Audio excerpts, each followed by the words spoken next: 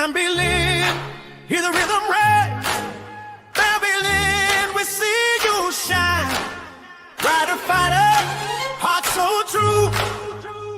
Author of a story that carries you through. She walked through the fire, came out strong. Every battle made her spirit a song. Josephine and the treasures of my heart. A voice of truth that sets us apart. Hey, let the drum line roll again. Stories bold, the truth within. All rise up for Bambi Lynn.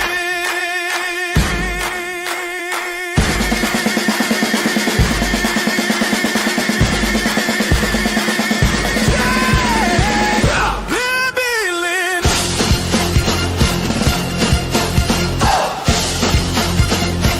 For Bambi Lynn.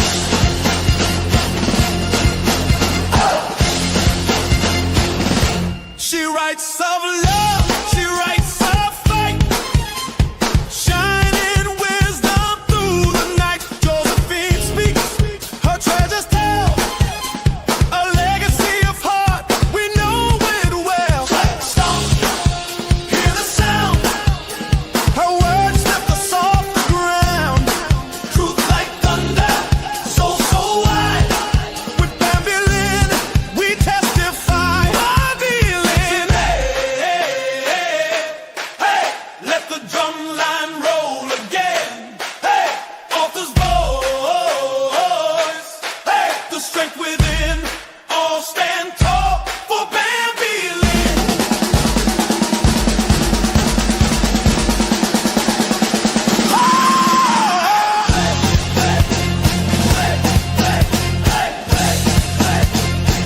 Oh, Bambi Lynn.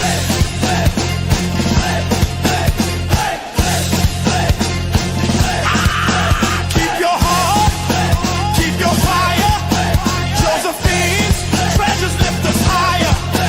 Bambi Lynn, your name we sing. With every drum, let freedom ring.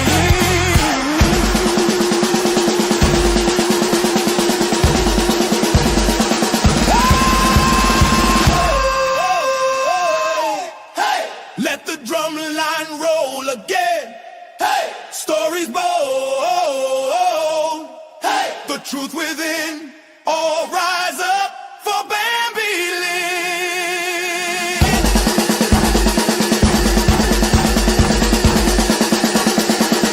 Bambi Lynn, Bambi Lynn.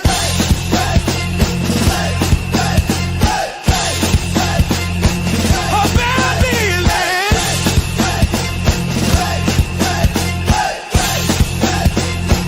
Oh, Bambi Lynn.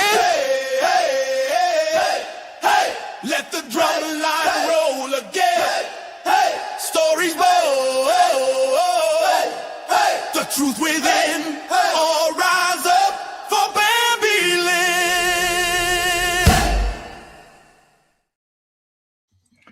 Hey, Bambi.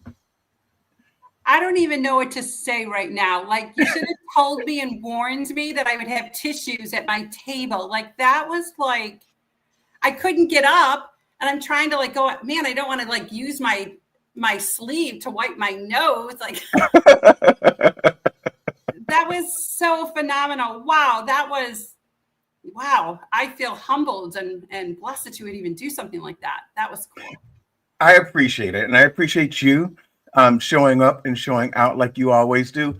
Everyone, this is William Rochelle. You can call me Bill. And this is UBU Live. And I am with Bambi Lynn, who is fire. If you don't know her, she is a mother, an author, a woman that has a phenomenal backstory, and she has come out the other side in a healing spirit that not only is she constantly healing herself, because I think that that's an ever evolving thing, because we who suffer from trauma, um, need to constantly not relive the trauma, but reassess. Are we okay today? So, um, thank you, Michael. So welcome, Bambi. How are you?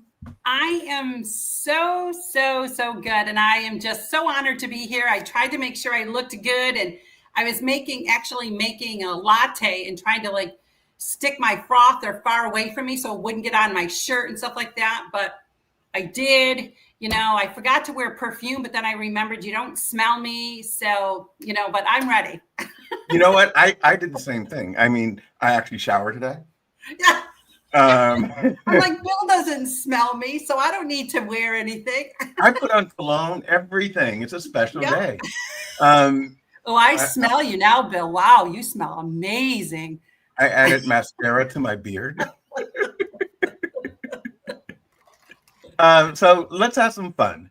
So Absolutely. let's talk about the personal, and then we'll get into the deeper stuff. Yes. So you, my friend, have had a wonderful summer. You have driven from, I always want to say Georgia, but you're not in Georgia anymore. I am in Georgia. Yes. Oh, are you? Okay. I'm in the Golden Isles of Georgia. Brunswick. Okay. So you drove from Georgia to Alaska We did. and back. Yes. No, So I flew back. I flew back. I won't do that again. Okay. First of all, I didn't even know you can drive to Alaska. And what did you first? We're going to talk about the outhouses because you shouldn't have never told me about it. But what did you find there that you did not expect? Oh my goodness. Wow. Well, I found, within me, I found that I can be purely exhausted, that my skin wants to fall off, but yet I can enjoy the journey. So that is one thing that I find, that I learned, that we went through all these states, 5,500 miles. The Yukon is breathtaking.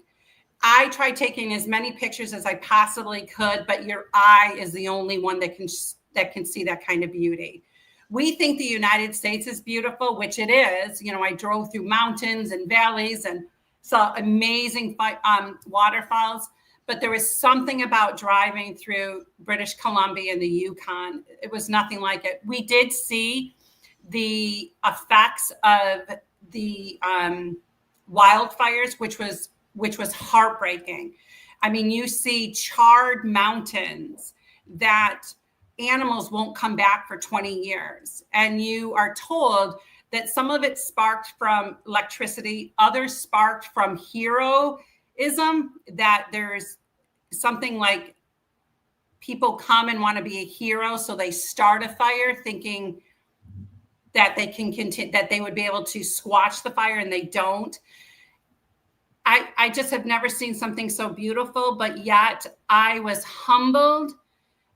Just like you said about the outhouses, when you go through British Columbia and you go through the Yukon, and even going into Alaska, there is no cutesy little restrooms. There's no little things that you get to put your hands under and, wash your hands. There's no sanitizer. There's no sinks.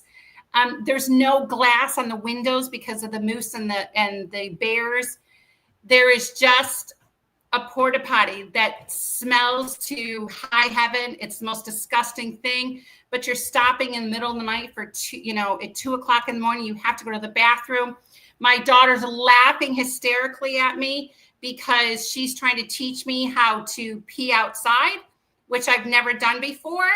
So it was like, I was humiliated. I'm 55 years old and never done that before. I tell my girlfriend when we finally get internet, because we would go days and hours without any kind of internet. And she said, Bambi, all you're supposed to do is just hug a tree, drop everything and hug a tree. And I'm like, I can't freaking hug a tree. There's bears and moose out here. It was just, I was humiliated, but yet it showed me another thing, that sometimes God has to humiliate us in order to bring us back up again. But I don't know if I would ever do that again, because I peed all over my feet and I had to sleep in a car. Like, and there's times that I had to sleep in a car because there was no hotels, anywhere near us. So there were times like we slept 3 days out of the 15 days that we traveled in our car. So imagine my daughter trying to teach me how to go to the bathroom and squat outside, but then you're on an incline. And so your pee is running down your feet. And then you have to get into your car to go to sleep for the evening. Cried myself to sleep because I was completely exhausted. But we made it.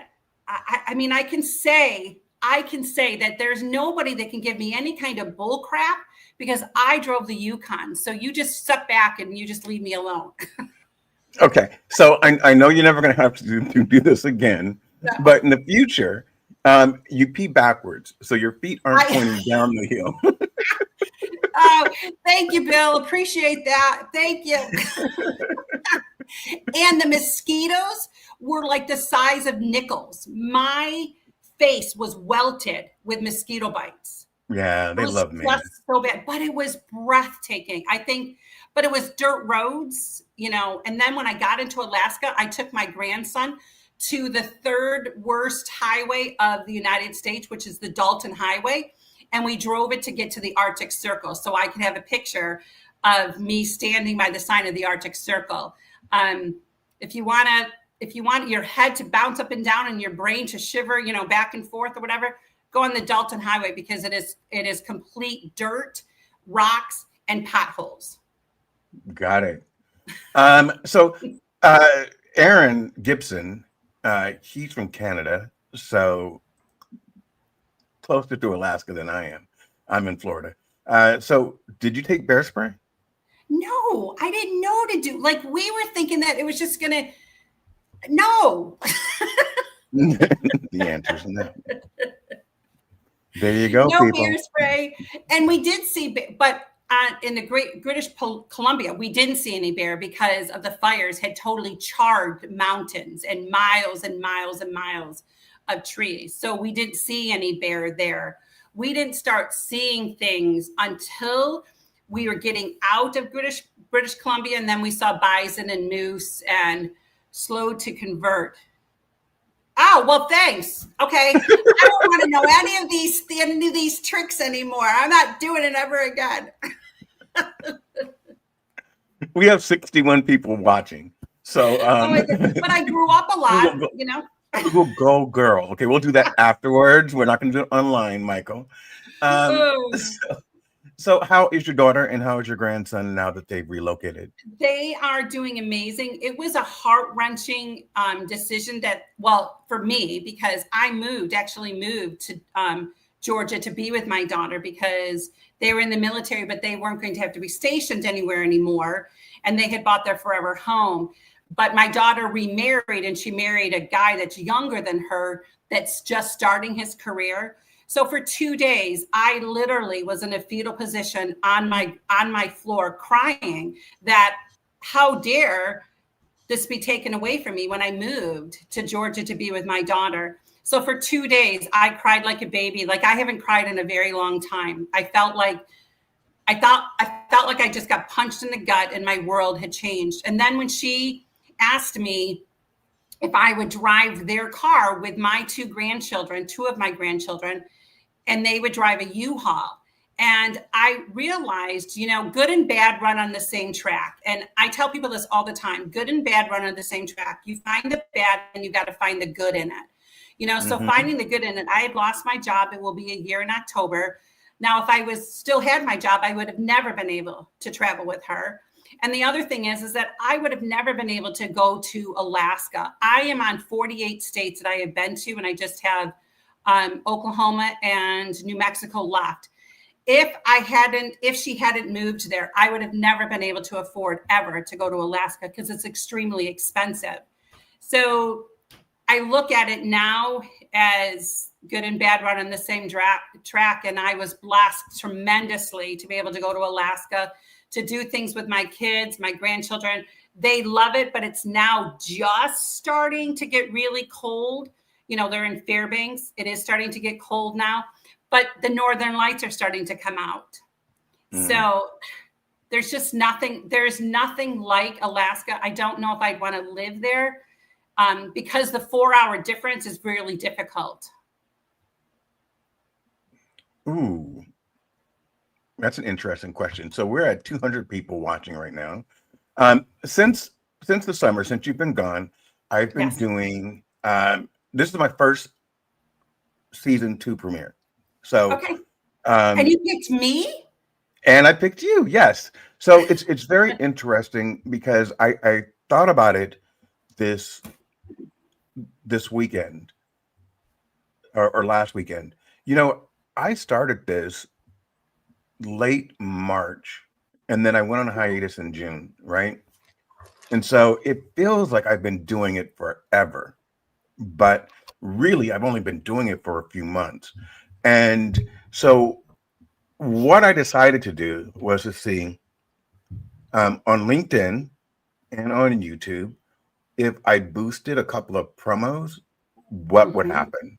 And so I boosted one saying, "Hey, we're going to be back," and it lasted for like 5 days. And you and I got 110 attendees that said that they would be here prior to the show, which is really, really great. And Yeah, then it's really on YouTube, my subscription base has gone up because I'm on Substack now. So that has influenced my YouTube. So right now, you and I are streaming to Substack. We're streaming to YouTube. We're on Instagram Live. We are on LinkedIn Live, and we're on Facebook Live. I think that's it. So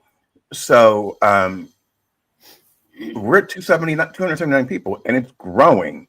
So the question that came up is from, let's see, from Branson is, oh, hold on. We're going to start with Bradley. Can you share the biggest lesson motherhood has taught you? Oh my goodness. Well, as you know, that I am a mother of 6 adult children. I have 4 daughters, and I have identical twin boys. And out of that, 2026, I will have 15 grandchildren. The greatest thing that I have learned in motherhood is that motherhood will break your heart over and over and over again. But all your children have to do is say one kind word to you, and all of a sudden your heart comes back together again. And so that would be my greatest lesson, and something that I continue to tell mothers all the time. Just be prepared. Your heart will break over and over again. And that's part of life. That's part of the process of our children growing up. It's part of the process of them becoming who they were always meant to be. And it's part of the process of being able to learn that I was never perfect and I didn't have to be perfect. And there's consequences to motherhood. It's the only job that we teach our children to fly, and we don't get them back. And if we can just realize that our hearts are just going to be broken over and over again, but you find a way to be able to live through it, and also to become the best version of yourself, and also to flourish, even though your heart gets broken over and over again.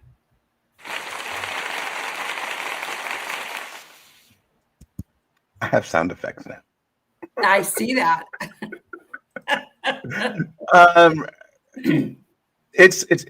so I got into this discussion with my daughter a few weeks ago, and my grandson's 2 years old, and her husband is thinking about moving to Louisiana, New Orleans to be exact. And they're in LA, and I'm like, do it.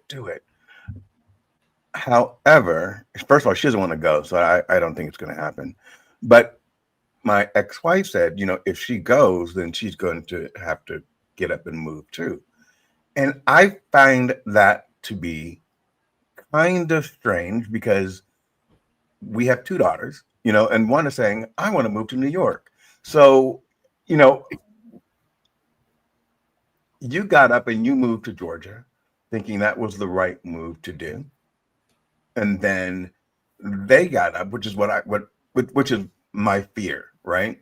So I unpack my house in Florida. I move someplace else with my grown children who have the right to do whatever they want. Absolutely. So they can be decide to move to Florida. They can decide to move to Alaska. Um, what do you think? And I believe it does actually I just depend. think that this is a great question because this is a question that my friends and I are all dealing with our answer now. You know, Okay. when our children became parents, for some reason, I look back to how my grandmother was as a grandmother.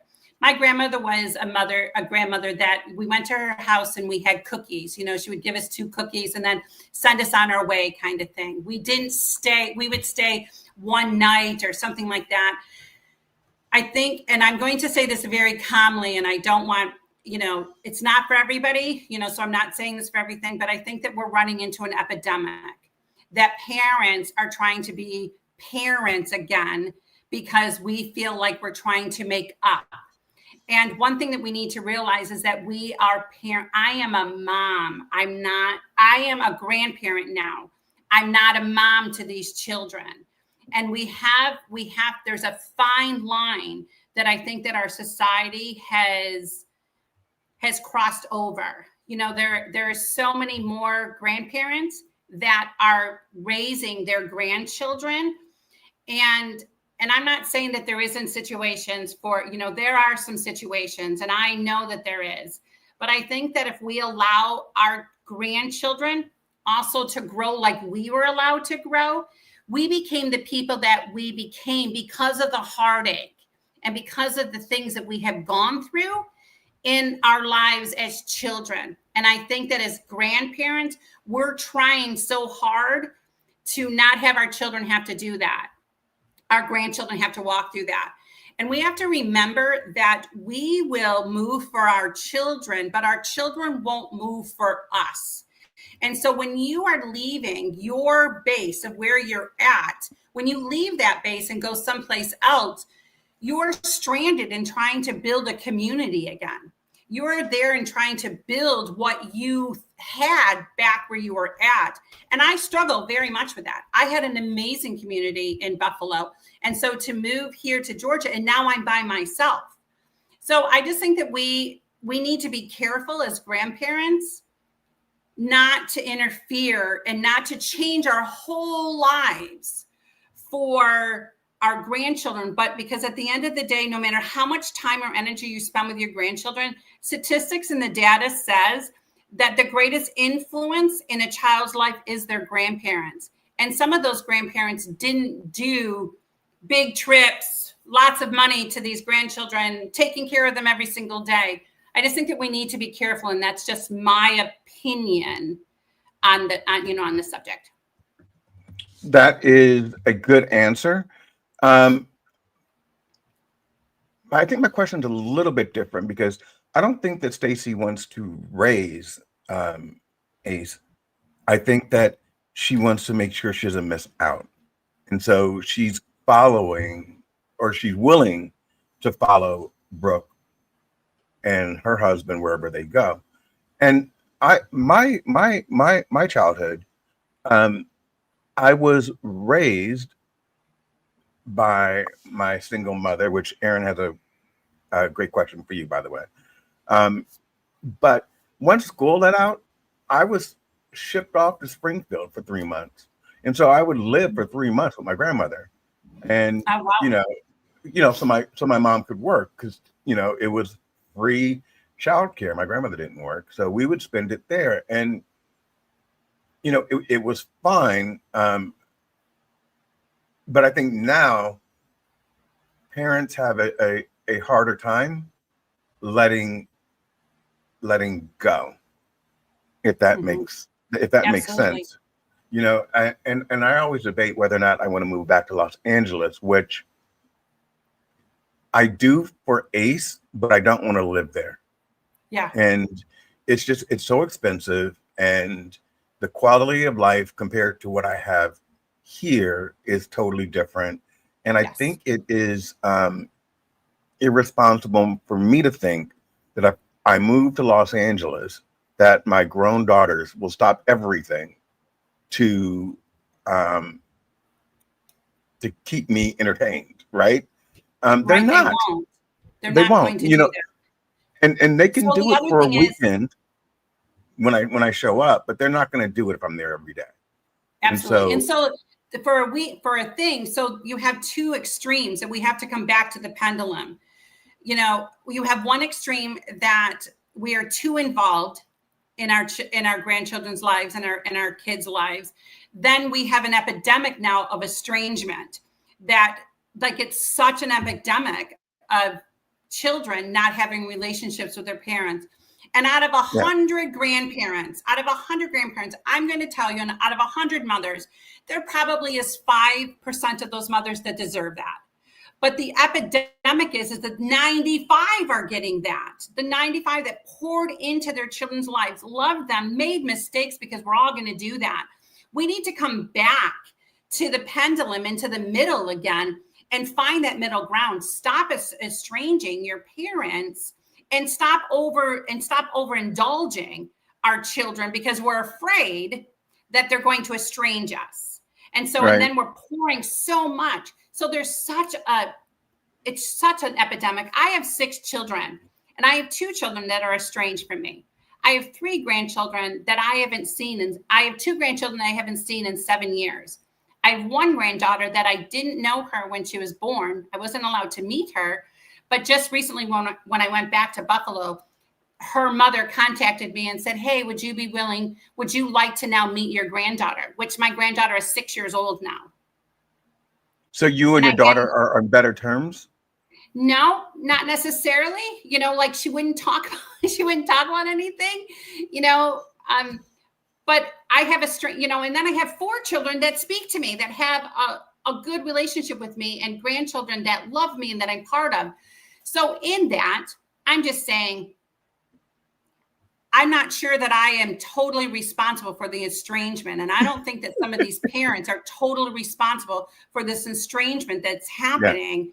I think that we come to a point in our society, and I'm trying to be very cautious because I want it to be that it's my opinion. It doesn't mean that it's fact. But we've right. come into a society that we have so much therapy that now therapists are looking and going, "Oh, your parents gave you, canned corn when you really wanted canned green beans. Yes, you have a reason to be upset." And I think that sometimes we're just mustering up things that shouldn't There shouldn't be. be part of it anymore. Yeah, So that's just my opinion, that we need to swing back into the pendulum, into the middle. And I was looking forward to being the matriarch of my family. I was looking forward to having Thanksgiving and Christmas and crowded, Easter times at my house. And now I live in Georgia, and my closest grandchild is 5 hours away now. That I don't have right. that anymore. So I just think that there needs to be a pendulum, and that's just my opinion. And that's a great opinion. Before we move forward, I really want to say, because Aaron Gibson said it was this weekend was premiere weekend. So I attended a fantastic show with Melissa Ann Houston and Felipe Cofino today, and the show is called, just let me Yeah, do I don't this. know any of those people. You will. Um, what was the show? I got to find it. Sorry, Melissa. Um, You have somebody that's asking, what is the message that you would give to a single parent doing both roles?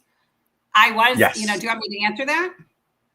I do want you to answer it. I'm just mad because I can't find Felipe's the name of the show. So Go I'll ahead. answer it while you're doing it. I was a single parent for probably 13 years of my children's young life. I had been married once, and that ended. And then I got married again, and that ended. And in between that, I was a single parent. My role as a mom is to be a mom. I can't make up I can't make up that my children didn't have a relationship with their dad. That's a totally different thing. And I think that as parents, as mom especially, when we try to make up for not having our children have a relationship with their father, I think we do it an injustice to our children. And we raise a whole lot of helicopter boys in this world. We raise a whole lot of children and especially men, I'm going to say, that aren't able to be men because they've been raised by a helicopter mom. They've been raised by an emotional mom, because mothers are emotional. We are empathetic. We have estrogen for that purpose in our bodies. What I did as a mom, when my boys, especially my boys, when they reached a certain age, I found men in our church that would teach my boys, would take my boys and teach them how to do a roof, teach them how to put fans on, teach them how to do, things that men would need to do. And I was very careful not to be the helicopter mom. My two sons especially wanted to go and serve the military. And so periodically, I would go to the military recruitment office and say, what do I need to do to make sure that my boys turn into men that will make it in the military? And they would tell me all the time, don't be a helicopter mom. If they fall, let them fall. If they damage something, let them damage something. Let them be, and try to say yes to everything in their lives, And so I did stuff like that. The only thing I didn't say yes to is that I wouldn't let them blow up batteries.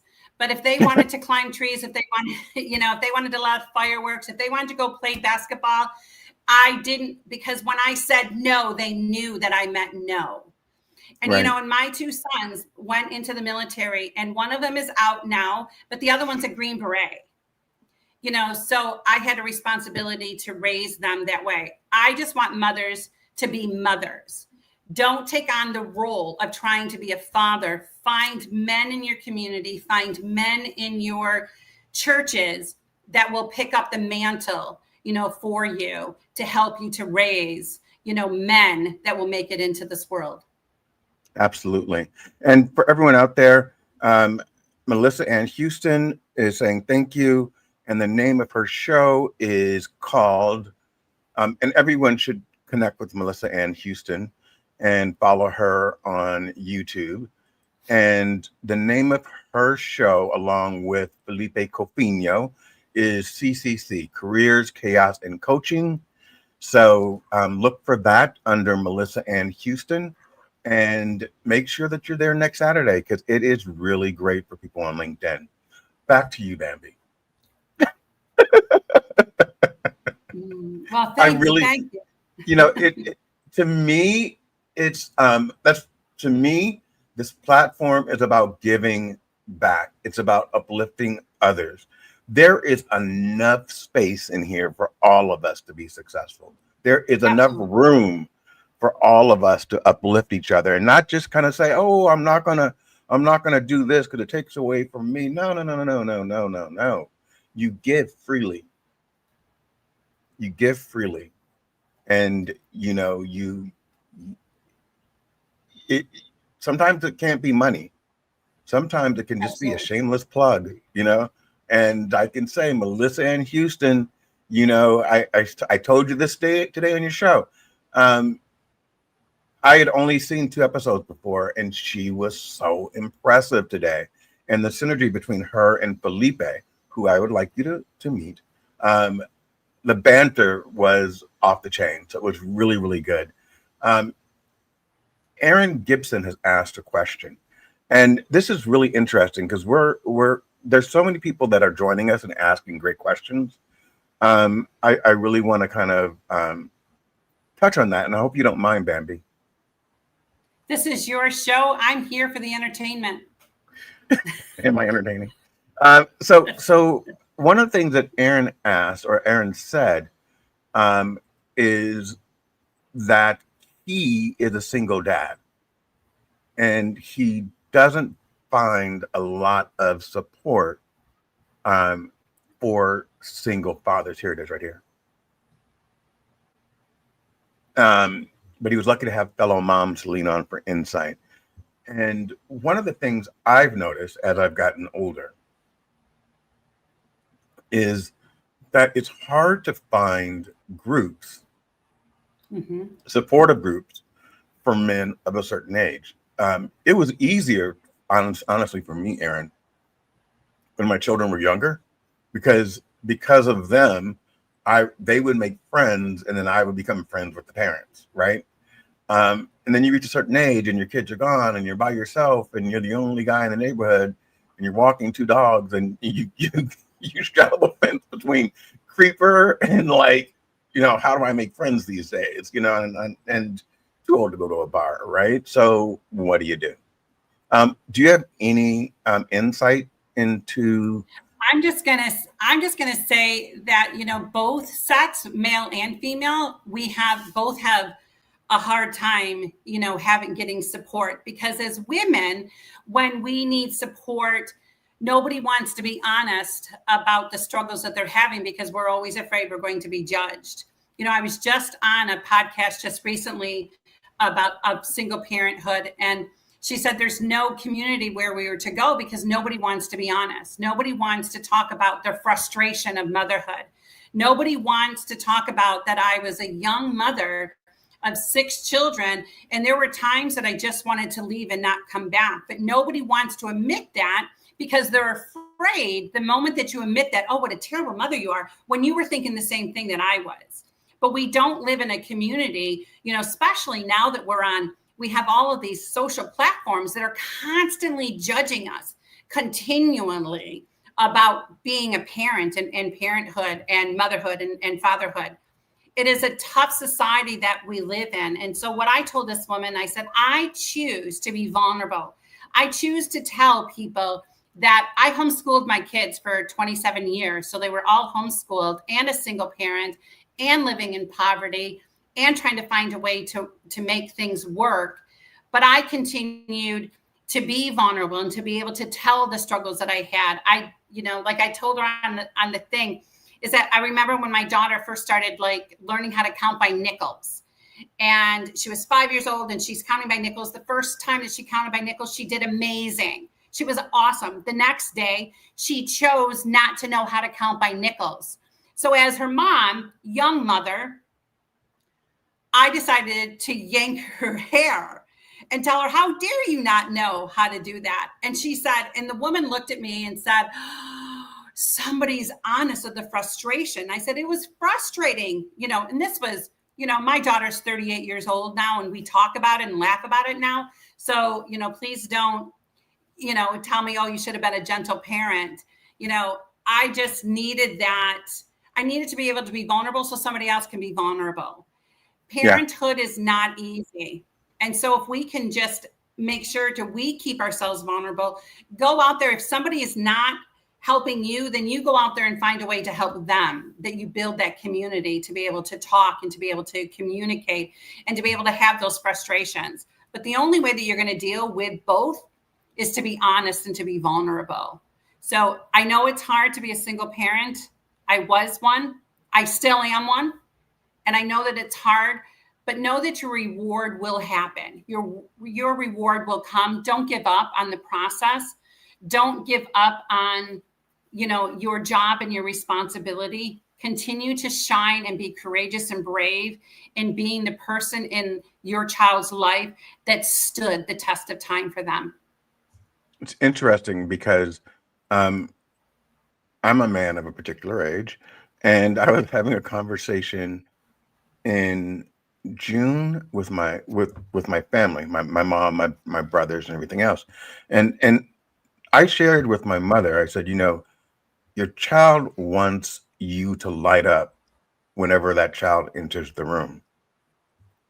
You're supposed to be, in my mind, you're supposed to be the person that has unconditional love. And when you see that little miracle that you created, you just light up with joy. And she didn't understand that. And she literally turned to my brother and said, is that true? And he was like, yeah. And I think no matter what stage you are in your life, a lot of people have mommy and daddy issues, right? At 40 and 50 and 60 years old.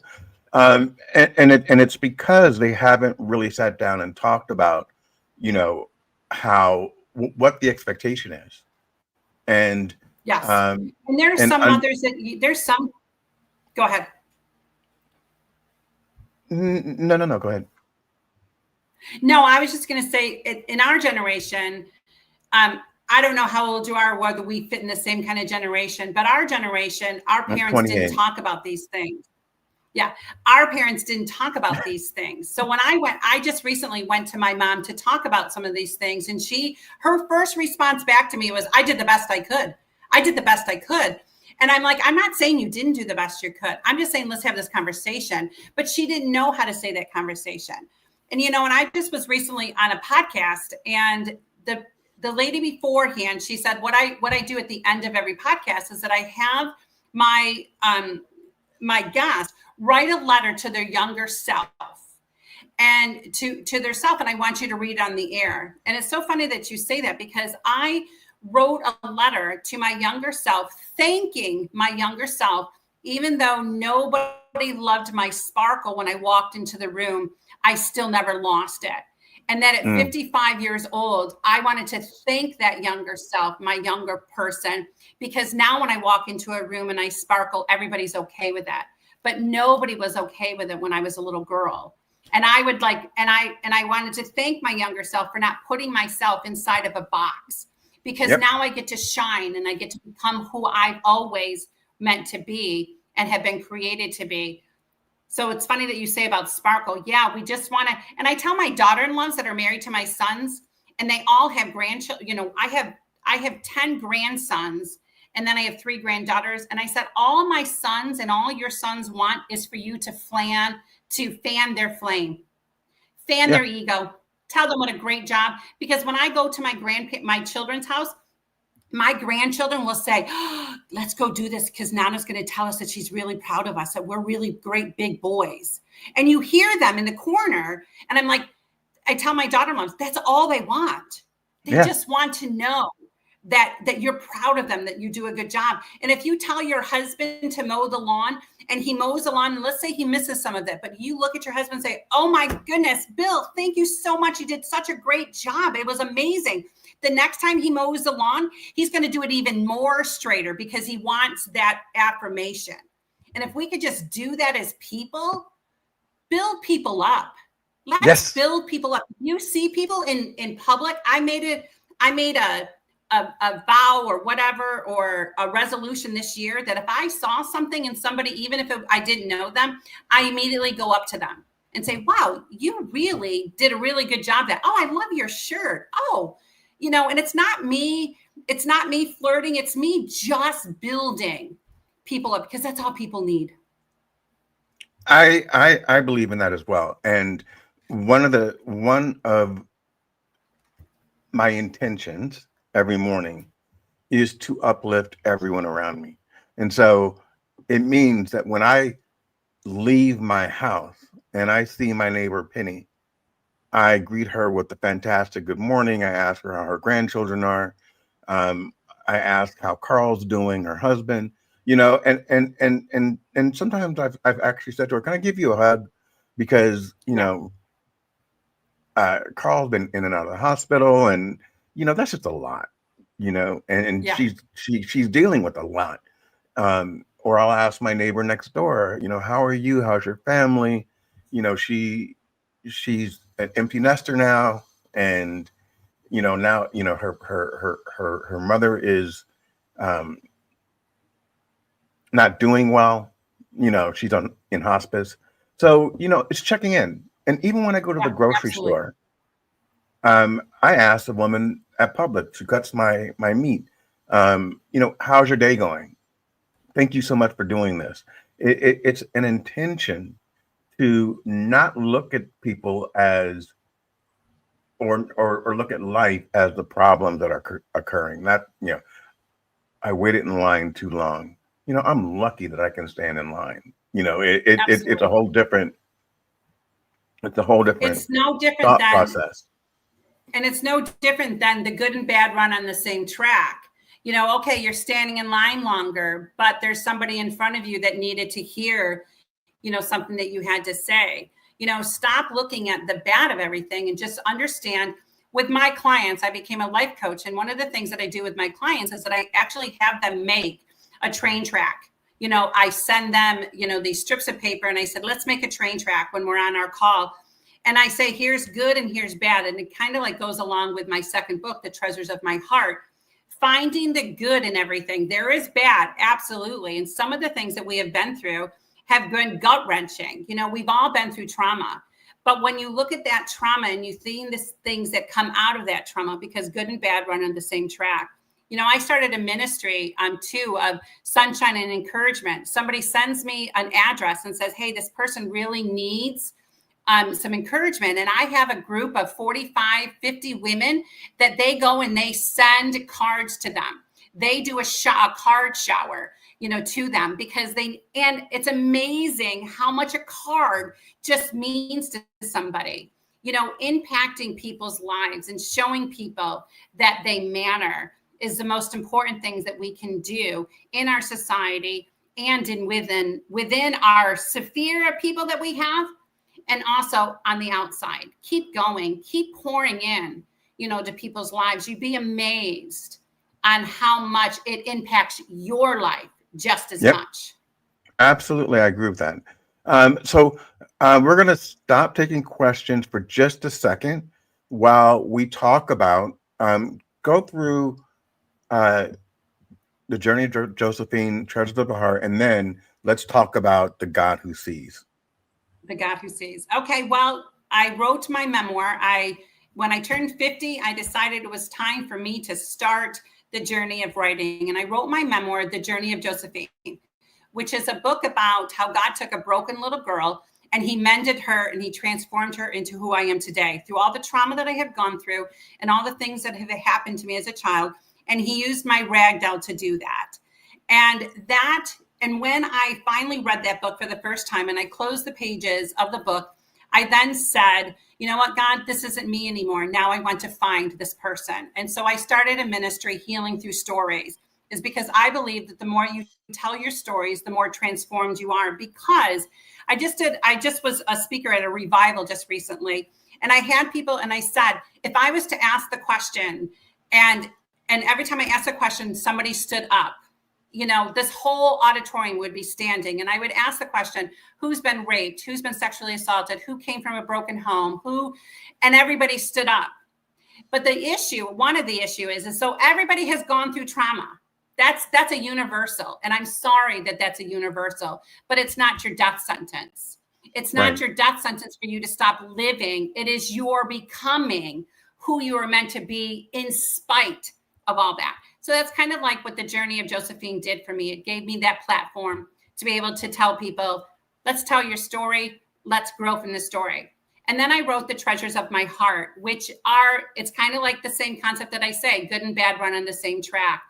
It is the treasures that God gave me in the midst of the storms, because sometimes we only look at the storms. We only get consumed by the storms. So we don't realize that storms bring treasures. You know, when you look at the metamorphic, the whole thing of an oyster has nothing inside of the oyster until the oyster has gone through some stuff, until the parasites have gone after it, until the sand has beaten up, until the hurricanes have rushed it. But then once you open up that oyster, you see a beautiful pearl, but that pearl didn't come until you had the storm. And I want people to understand in the Treasures of My Heart, people to understand that, storms happen, but there's treasures in the midst of the storms. There's pearls that grow. There's butterflies that emerge, because they've all gone through the chrysalis and they've gone through the metamorphosis, process. So then we come to my third book.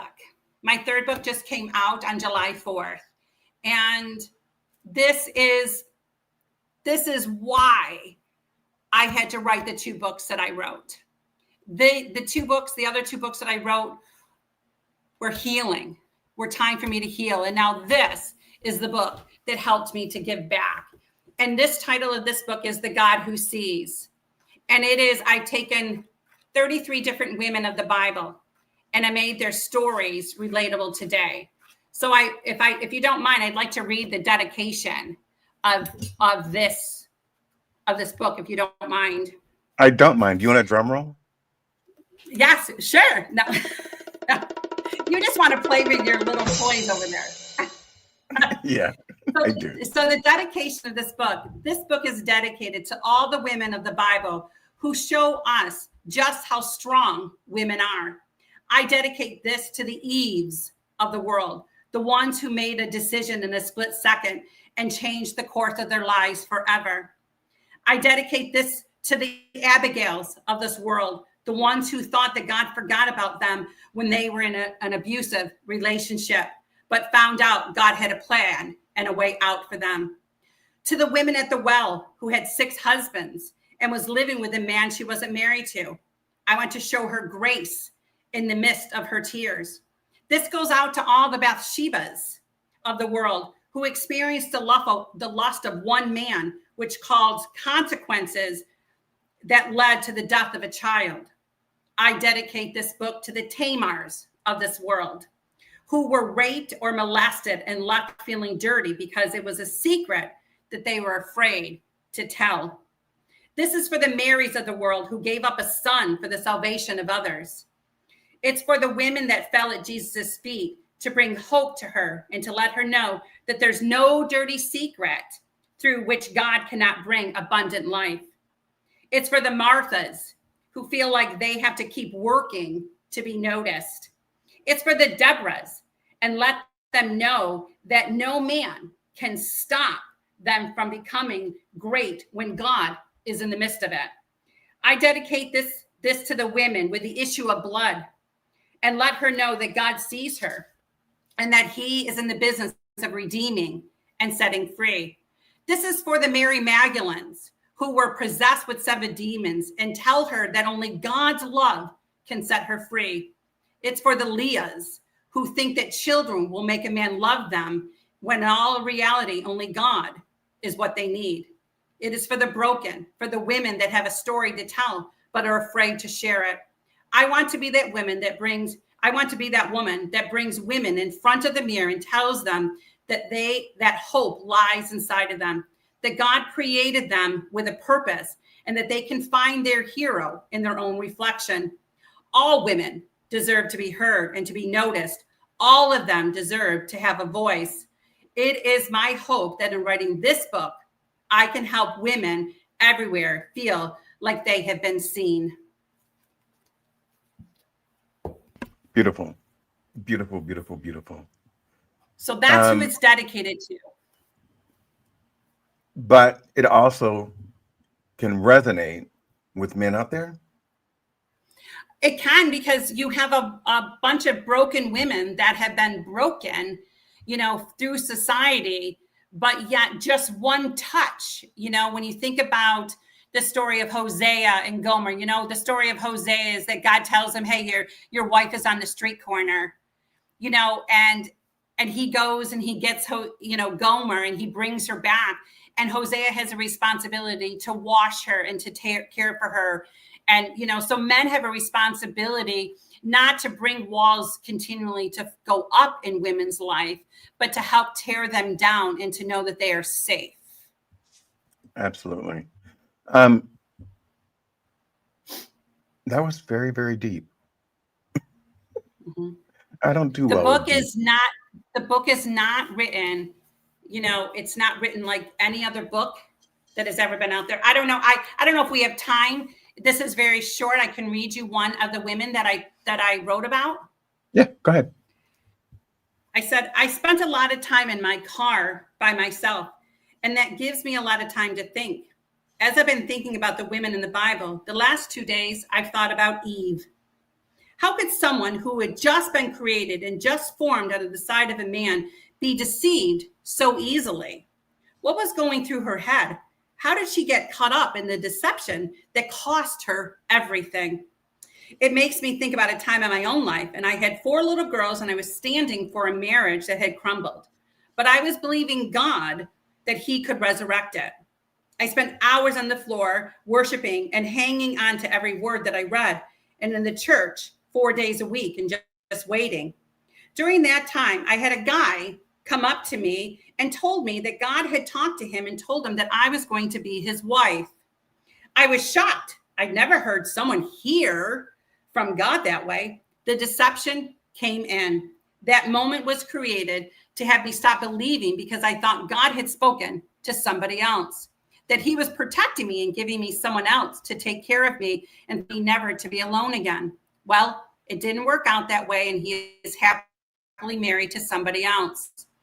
I was reminded today with this story when I thought about Eve, how easy it is to drink the Kool-Aid, how easy it is to feel like you're missing something, how easy it is to sell out for that moment, how easy it is to have someone deceive you in believing something that isn't true. Oh, my dear Eve, I know your pain. I know about that moment that makes you think as if you could just go back.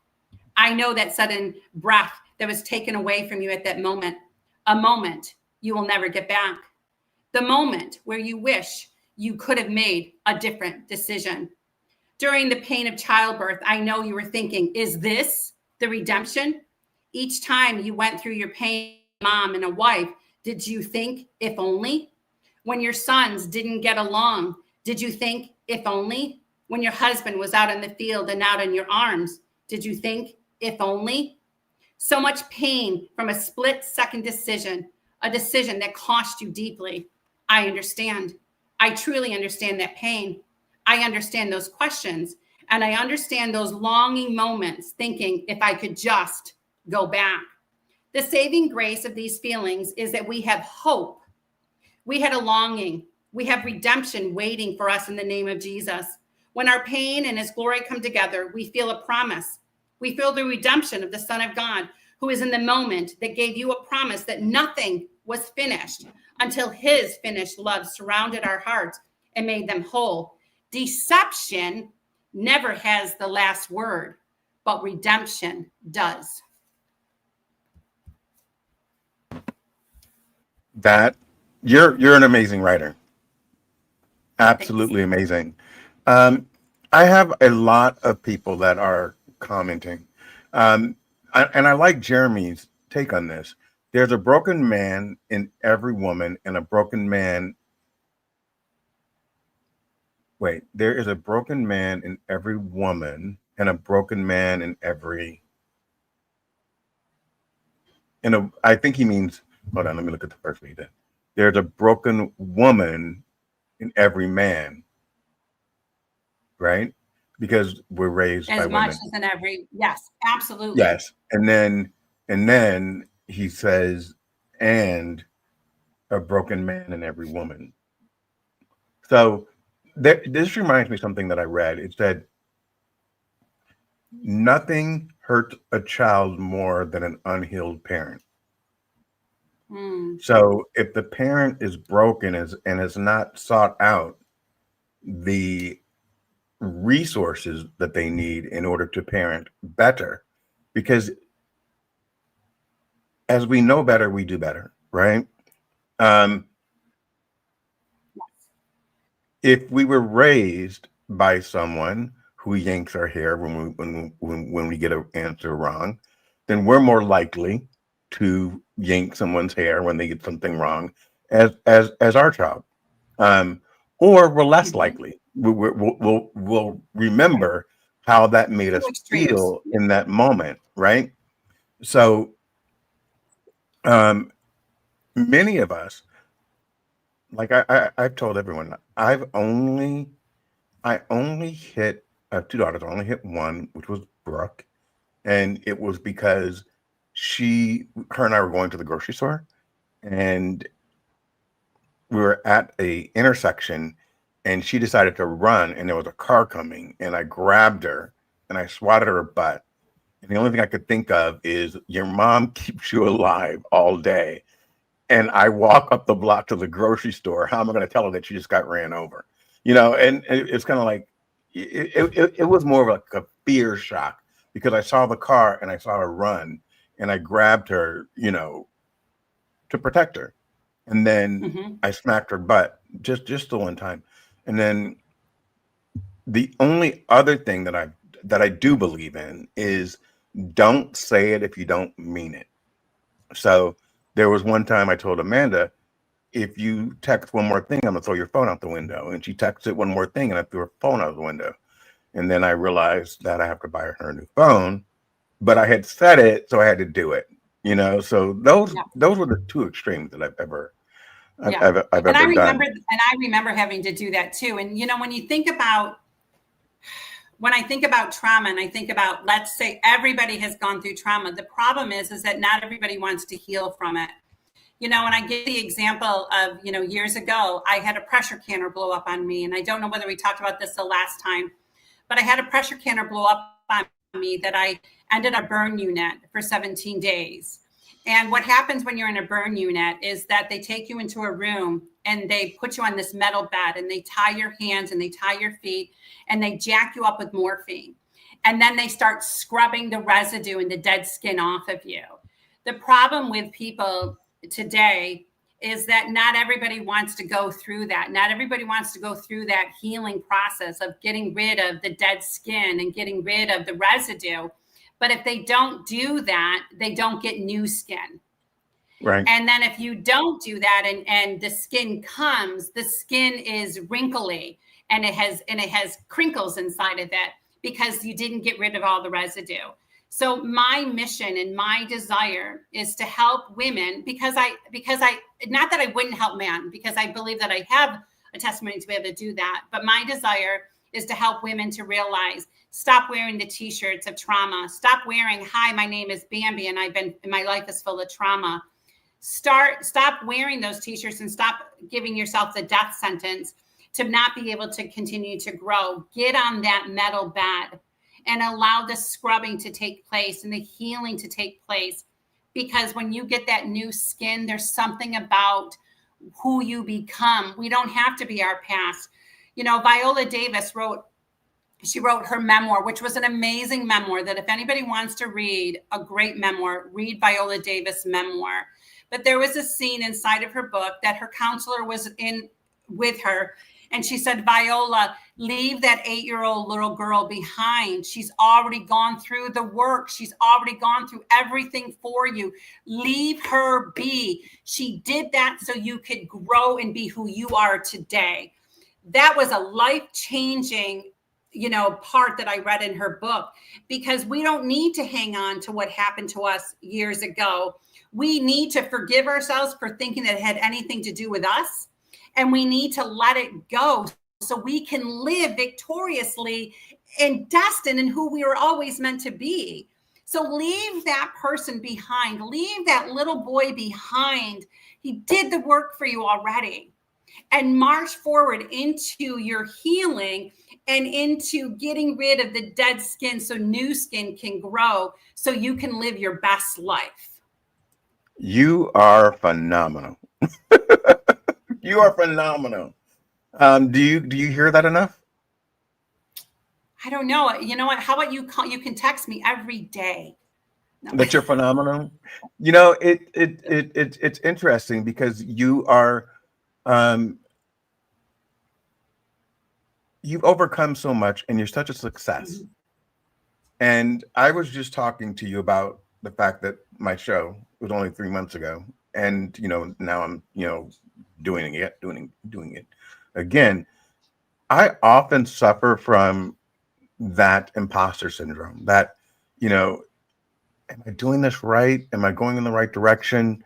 Do you understand how remarkable you are? Like, do you really understand the blessing that you give to others? I had a girlfriend today call me because yesterday, we have a mutual friends, that we have Cheryl and yes. her brother, her son, Andy. And yesterday we went out to dinner all together to celebrate Cheryl's birthday. And with Andy? I had yes, with Andy, he was there too. He never goes out. Yeah. He won some wine. So I asked him if he was going to be listening to this podcast and drink his wine, but he said, sure. I don't know whether he is listening, but I had a girlfriend call me because I had a butterfly. When I was in New York, when I was a young mother homeschooling my kids, every year around June and July and August, we would go out into the milkweed fields and we would find monarch butterfly milkweed that had a caterpillar on it or had an egg on it. Well, I did this past July, that when I went back to New York to be part of the revival. And I have watched the process, and I've allowed my friends on Facebook to continue to watch the process of my butterfly that laid the egg on the milkweed and then grew, because I want everybody to know that you were all born a butterfly. Not any of you weren't born a butterfly. You were all born a butterfly, but we've all had to go through the caterpillar stage for us to understand that we were all butterflies. We have all been through things, and we've all had to go inside of the chrysalis and in the darkest moments of our lives for us to emerge. Well, yesterday, my butterfly that was in the chrysalis decided to emerge. So I brought it to the dinner so that Cheryl could name my butterfly, because it was a male, so she can name it and we can let it fly. So I tell you that story because I had a girlfriend call me today and she said, Bambi, I just want you to know, I don't know if you understand that you have blossomed beyond what you think that you have blossomed, that you have made a difference in so many people's lives. When I saw that butterfly take off that we named Roger, when I saw that butterfly take off, I saw you take off. I saw you fly. And sometimes people that are in ministry, or sometimes people that know that they have a calling on their lives or whatever, people think that we have it all together. And she didn't know that I needed to hear that. I needed to hear that today. Yes. And so sometimes, yes, I am a joyful person. This is who I am. But there are times that I find myself on a fetal position crying out to God saying, why did you take my daughter from me? And so we all need, iron sharpens iron, and we all need that. We need to speak into people's lives. And if you see something, that's why, William, I felt honored and blessed that you asked me for a second time. Like, I'm like, wow. I even told Sherilyn and Andy yesterday, I'm like, he called me for a second time and wrote an article about me. Like, I'm thinking I'm meeting royalty, when really we're both meeting royalty in each other. You know, there's a couple of things I want to say. First of all, we should be proud of our flaws, and we should speak on them. Yes. So that we can turn whatever flaw that we see into a source of spirituality, inspiration, and motivation for somebody else. You know, I've had a fantastic career, but I was a runaway at 16. I lived in my car for 2 years.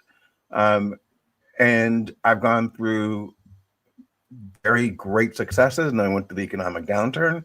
And then I had another great success, and I went through the COVID downturn. Both impacted me greatly, but they've also made me stronger. And I believe that, and I'm going to shout them out: Mike LeBlanc, Kenneth Dunner, Jeremy Burdick, Peter Muffler, Spencer Collins, Kenneth Dunner. Did I say Kenneth Dunner already? I should have said him first because he'll get mad at me. And Felipe Copino. We meet as guys, and we share the fact that, you know, today wasn't the best day. And that's okay, you know. Yes. And for men, I kind of agree with Aaron in one aspect, and I believe deeply in this. I think that there's a lot more resources for women, and women are much more likely to seek out resources. I believe that most men were raised to man up. So that means we push everything down, you know, and our identity is skewed because women can be emotional and men can't. Women can say, I'm afraid, and men are apprehensive about that. I can tell you that faith over fear is where I live, and it does not mean that sometimes fear creeps in and I have to push it out. Yes. But being in that fetal position is not a picture that is lost on me Hmm. because, I've been there.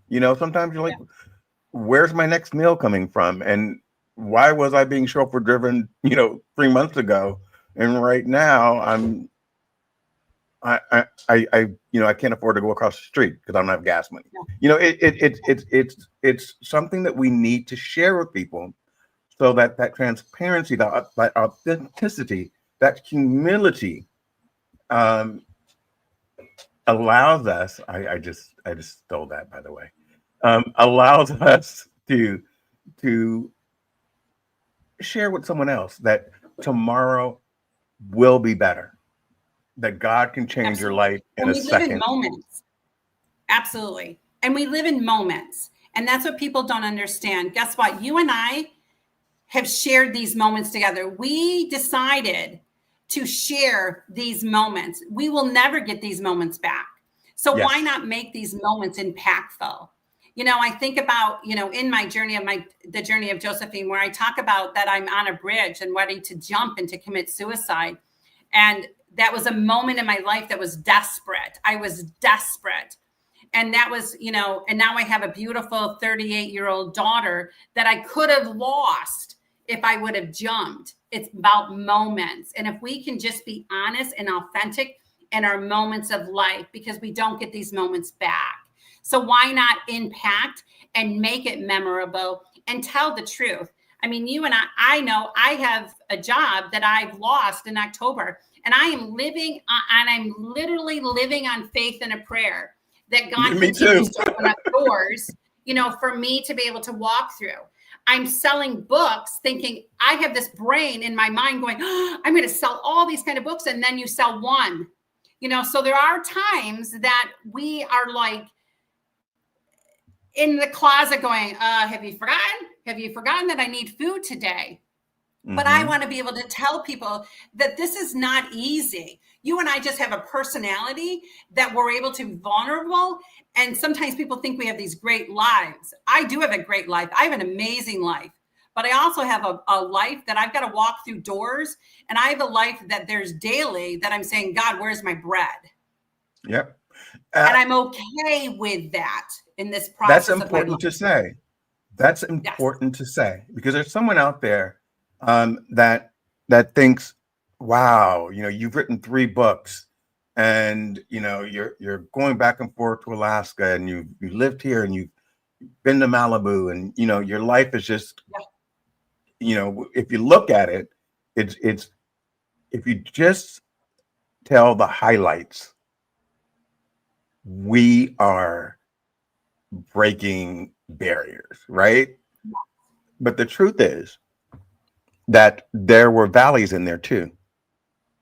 And those valleys prepared us for the next step. But while we're in the Absolutely. valley, one of the things I say this all the time, you walk through the valley of the shadow of death. You don't set up tent there. You walk through it, meaning that although you're there, you don't want to stay there. Absolutely. You want The to keep valley is moving forward. preparation. Yep. And that's what I Maybe tell people too, is that I valleys, I even tell my clients, we're going to draw a picture of the valley because the valley has creeks. The valleys have lush grass. The valleys have trees that give us shade because the valley gets us to look at the mountaintop and prepare ourselves for the mountain. And what people don't understand too, the horizon is amazing. I've seen some, I traveled, across the country now, and I've seen some amazing mountains. But to get to the mountain, you have to claw yourself there. You have to bruise yourself there. So the valley prepares you to claw and to bruise and to climb and to be totally exhausted. So that when you reach the mountaintop, you don't get lost in just the horizon. You get lost in how you got there. And then you get to rejoice in how you got there. And that's where we're at. There's some of my life I'm in the valley, but in that valley, I have moments by the still waters. I have moments laying my head on the lush grass. I have moments that I can pick the fruit off of the trees and find shade. because it's preparation. Valleys are preparation for us to get to the horizon and to the mountaintop. And so I want people to rejoice in also the valleys that you have to go through, and rejoice in the pain also that you endure climbing up to that mountain. It makes the horizon and the scenery look so much better when you have to work for it. Yeah, I agree. Do you want to answer Sherry's question? Okay, I'm trying to It's a couple and then we of questions. oh my goodness, I remember those times that my children weren't with me. I can feel for you. I have empathy for you. And I heard a song one time that says, if my pillow could talk, because my pillow knew all my tears and all my stories. There will be a time that you will be able to get off the floor and find ways for yourself to become whole. Because if you've gone through a divorce and you're in a situation that you're in a crisis situation right now, that means you're getting prepared. You need to prepare yourself. You need to find yourself in the quiet places of your life and start drawing, start journaling, start speaking truth of who you really are in your life. Start being an advocate for yourself to be the best version of you, so that when your daughter does come home and that she only has the weekends, then you are able to rejoice at the time that she does get. And I just want you to know that you're not alone, and that there are people and resources and circumstances and situations that will help you through that process to be able to overcome, in your life. I know those moments, and those were some dark moments. But then I started learning to go for walks by myself. I started learning to go into the woods and enjoy the sound of the birds. I learned how to go to dinner by myself. I learned how to grab my friends and start going away and doing things so that I am filling my cup. So when my daughter comes around, and then when you are filling your cup, then you're healing the inside of you, that you will be a better version and a better mother because you spent that time alone. Good and bad run on the same track. And this is your opportunity that you get to be just by yourself and enjoy the process of you becoming your best version. Would you mind if we invited Sherry or Cherry up on stage? No. Sherry, would you be open to coming on and talking with us? We'll send you a link, and you can just come up and we can talk you through this. It's a very interesting perspective. I'm also going to open up the floor. If anyone wants to come up, please put it in the chat, and Bambi will be willing to answer any questions, no matter what it is. Mostly it should be about the outhouse and how she was standing okay, in thanks. and, how she should have been sitting backwards. Sherry, I'm going to send you a link to your inbox on LinkedIn. And if you just want to come up, that'll be great.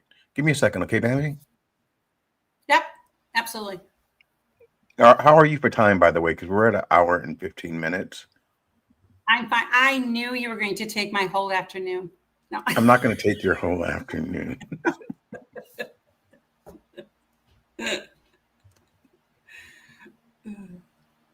Let me send her this.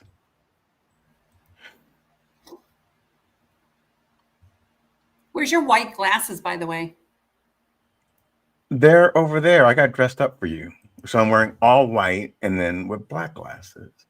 So man, they're the same glasses, by the way. Tom Ford should give me like the white ones better. You do?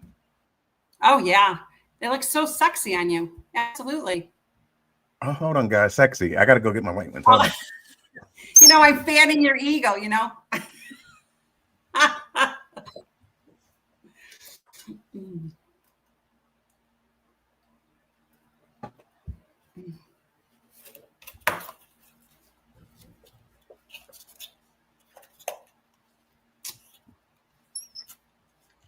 I'm here to there please. You go. My daughters. Hi. Is this Sherry or Oh, Cherry? hi. Oh, you can call me Cherry or Sherry or Candy or Apple or whatever. Well, first of all, congratulations on on your divorce. Sometimes Thank you. that's the best thing that can happen to us. Yes. Um, and so, how can you want to give us a brief on your story and Well, then ask Bambi um, questions? yeah, yes. So, I'm a domestic violence survivor. I was married for 20 years. I was married at 18. And I've been divorced for 2 years. And I have my two daughters. They're my picture. Grace is 16 and Faith is 13. And it's been a long few years with the visitation. I miss my daughter so much. Um, and I worry about their safety. And I, uh, uh, So I'm, let me ask you a question, Cherry. So Mhm. and you can answer whatever you want. You're a domestic abuse survivor. Was Yes, the person that you were with for 18 years the abuser? yes, Okay, yes. understood, Yeah. understood. And you still have custody of your children, just not on the weekends. Is that correct? Yes, I'm the custodial parent, and my ex has visitation on weekends. Yes. Got you. Okay, so you have to see him every weekend. No, we have the safety plan where I Okay, release my daughters uh at actually the local sheriff's office, got you. and Mhm. yes, um yes, and I, what really touched my heart, Bambi, was you saying the fetal position. I'm on the floor. I'm I'm seeing a psychiatrist. I have PTSD and I also have a traumatic brain injury. And you know, when in those dark, like I call them witching hours at night when I'm alone, I always revert back to that cold hard floor. I'm grounded.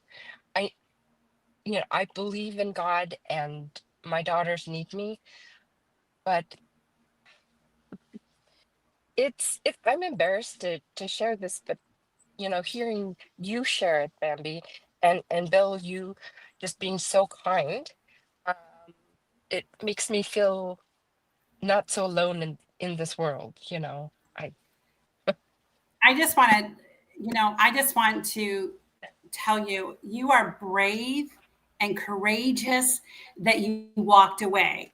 And our world wants to put the whole blame on you. And I am in the business of changing the narrative. No longer ask a woman why she stayed as long as she stayed. Don't ask a woman why she put up with this. I want the narrative to change of why did he feel that he had the right to abuse you in the first place. That should be the only question that a woman that has been in an abusive situation.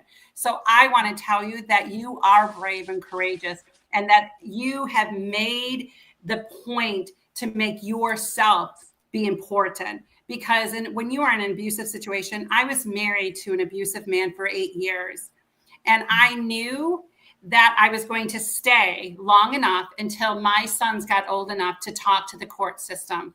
And I knew that. I knew I wasn't going to walk away from this, and I was going to protect my children for as long as I possibly could. And in my situation, the judge did give my ex-husband rights to only call them and rights to only write to them. And he couldn't see um, them because of the abuse that happened mhm, in our household. That's just what mhm, ours did. Yesterday, I actually had a friend of mine that um, she went to a raffle, and she sends me this picture of this guy, and I'm like, oh my goodness. And it was my ex-husband. And it's been 15 years since I've had to be in that abusive relationship and that abusive situation. But 15 years later, there was no emotion. There was no like ties to him. There was like nothing. Like I had finally like been released. And because what a person that tries to control you, he controls your mind, your body, your psyche. He controls everything. So you are only reacting out of the way that you have been taught to react to be able to defend your insides. And I just want you to know that there is hope. And it does take time for you to be the person that you were always meant to be. And it does take time, but you have to take those steps, that he doesn't control your mind anymore. You're the one that has to take those steps, that he doesn't take over anything about you. And I'm so glad to hear that that you don't have to see him, because that's a sense of control for him to see it. And there will be a time that your children will get to say no. In my situation, I just documented enough of our situation that the judge, after 2.5 years and $32,000 of lawyer fees, finally said that he didn't have to, he couldn't have anything to do. And that is another way that our exes that are narcissistic, that's another way that they control us, is by bringing us into the courtroom over and over again and depleting us, and depleting all of our finances. But you can be on the journey of letting go into becoming the best version of yourself.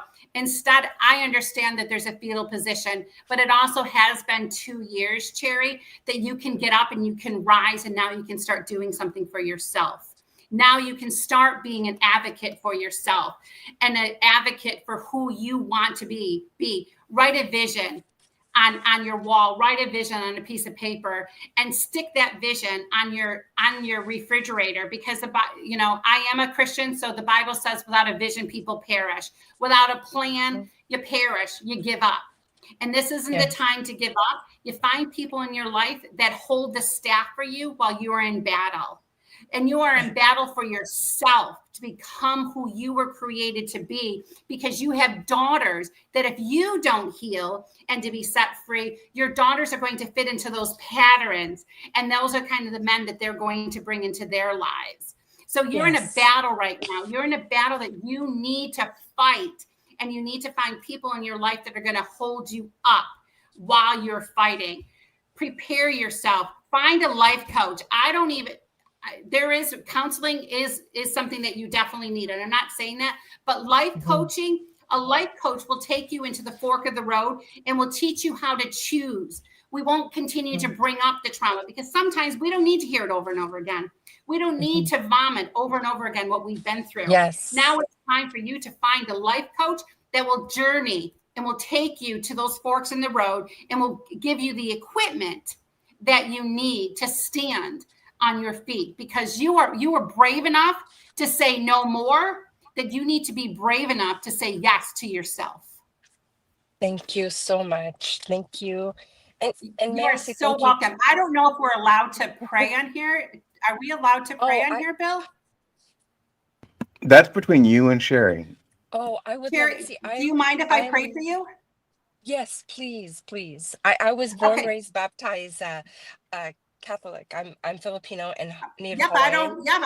I don't need to know that. I just need to know if we can go to the throne room of God and lay it all at his feet.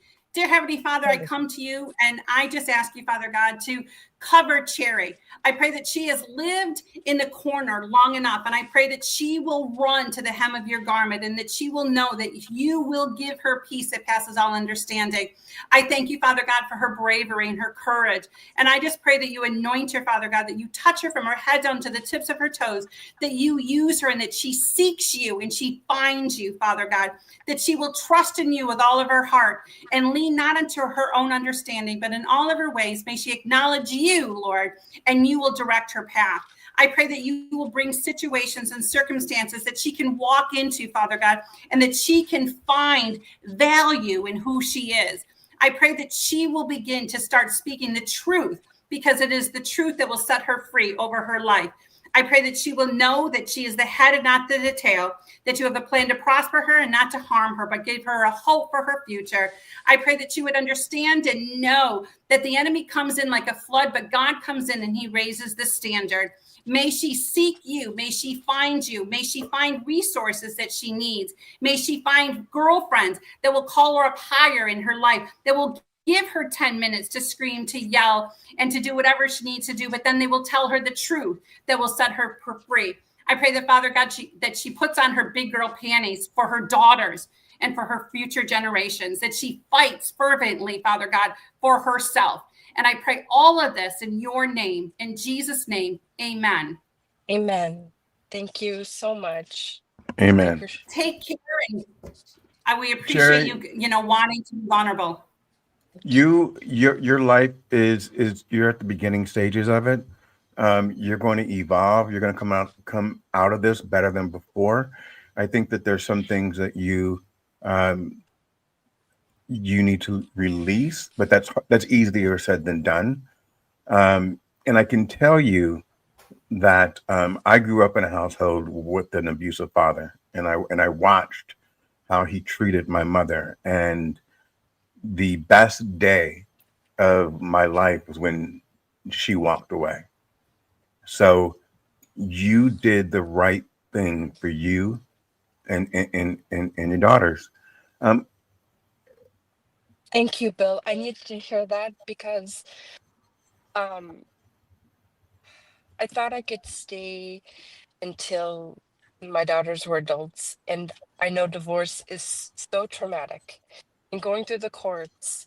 And I I appreciate from your perspective, a child of domestic violence. That means the world to me. So thank you. yeah, absolutely. And remember this, they're going to remember that you loved yourself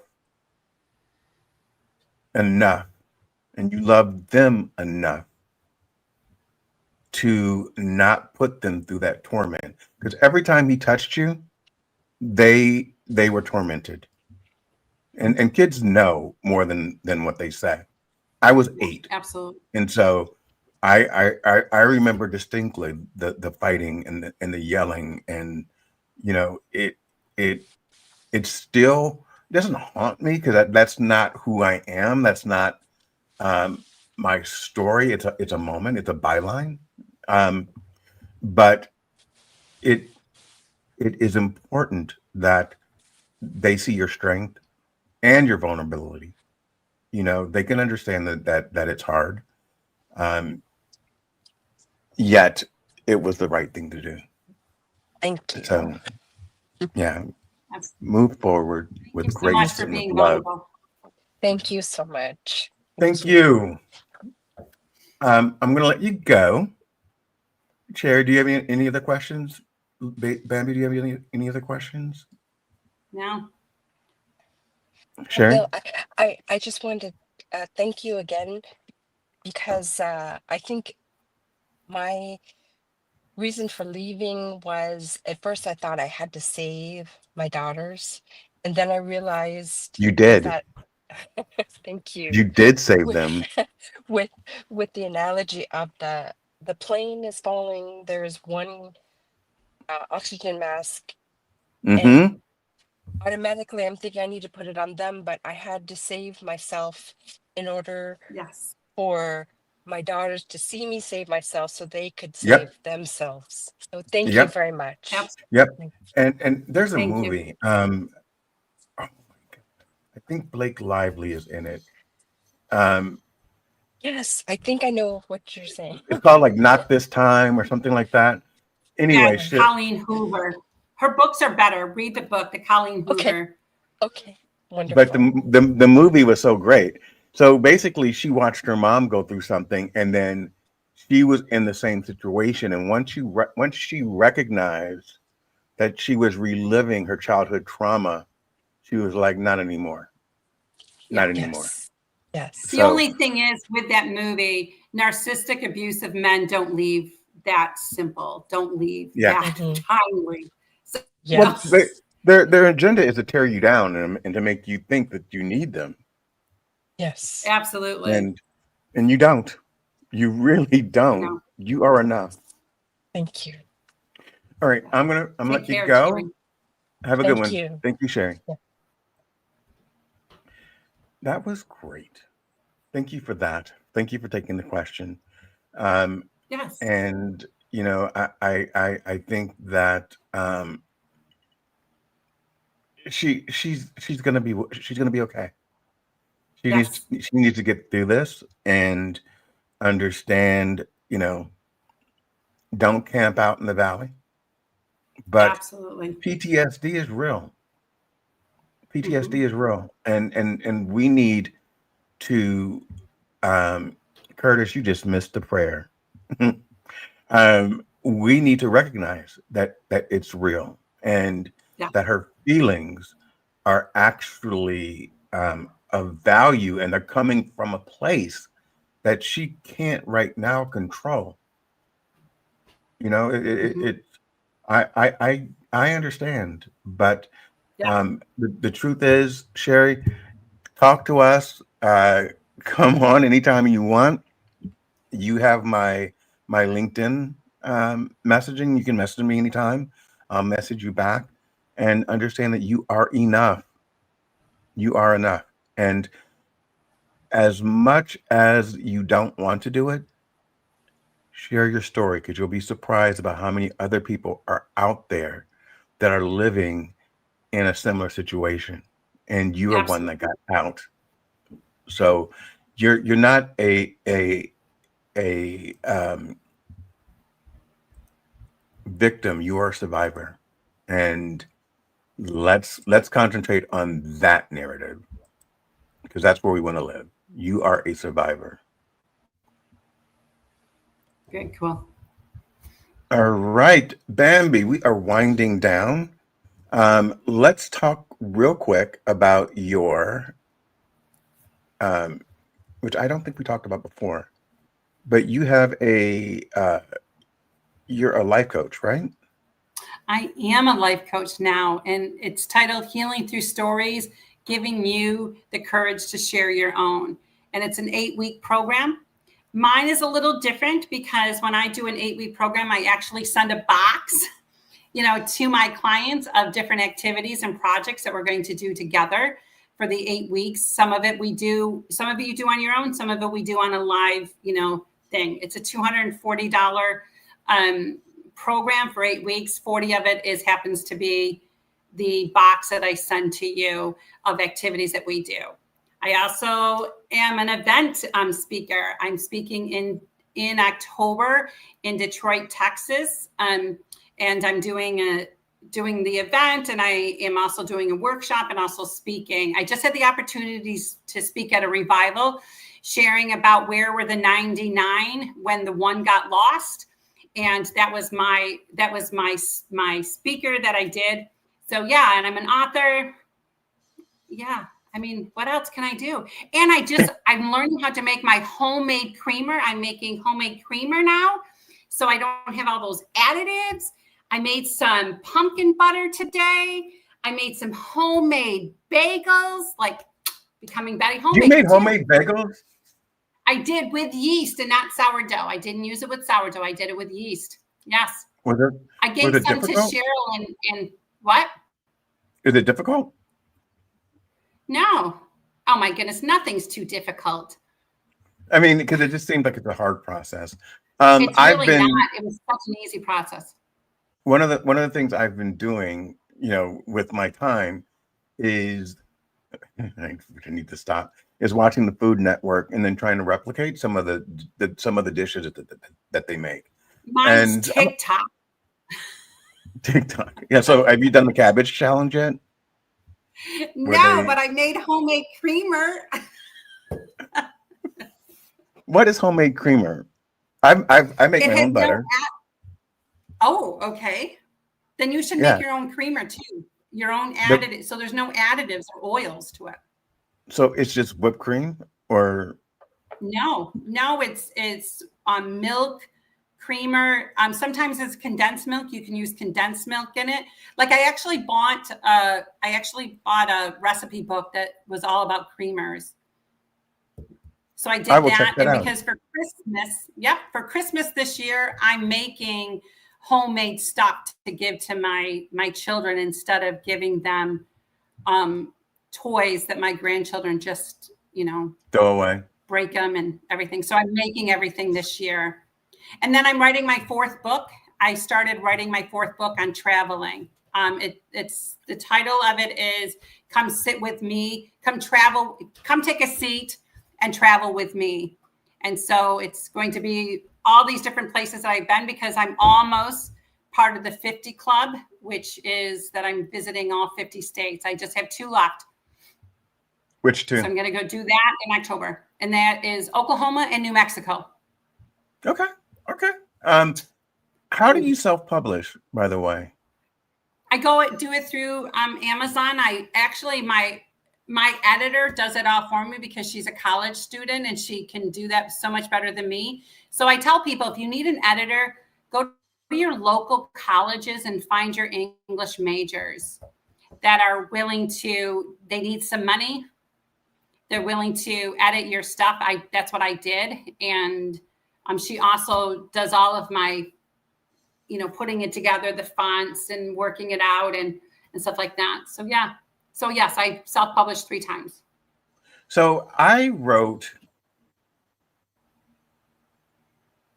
when my grandson was like a year old, I wrote like 5 different stories. Ace and Grandpa Baby Billy. And then I acted them out and on a video, and then I added like little cartoons to them. And I'm thinking, why don't I just turn those into like a series? And it was kind of cool because Absolutely. the entire reason behind it is because he lives in Los Angeles and I live in Miami. And so the story was that he had a magic portal and he can get to me anytime he wanted. And then we would go on adventures. Yep. So I'm just trying to figure out, how do I turn those into books? Oh my goodness, you absolutely can turn them into books. Find somebody that knows how to Amazon is really good at teaching you and everything and how to do it. So you shouldn't have a problem. But like even for my grandchildren, 4 of my grandchildren, every time I go to their house, I actually write them something about our stories, our past, what I saw during the time that they were there. So when they get older, they will have a journal, from their nana. It's interesting because my daughter, I don't think she ever. This is parenting contention, right? So I'm creative, I think. Mm-hmm. Are you So left-handed? I am not. I'm right-handed. Oh, that's interesting. Why? Because most creative people are left-handed. So maybe I'm not creative. Yeah, I'm left-handed. Okay. But she wanted me to videotape myself reading a book that she could share with Ace. And so instead, I wrote a story that included him and little kind of pictures, cartoons that I made of him. They don't look like him because I'm not an artist and I was using AI to like make cartoons. But she didn't like it because I wasn't reading Pinocchio or I wasn't reading a real book. And I'm like, but it's right there. It's an entire thing about him and I. And, and then in between the cartoons, there would actually be me because I was literally talking into, like, the whole entire thing was a video of me talking, but I put the pictures over me and then had like a little brief. Sometimes I'd show up. Anyway, so. But you need to do both then. I need to do both. Then What do you you mean? need to read Pinocchio. And then you need to do yours. Do them both. So what you're saying is,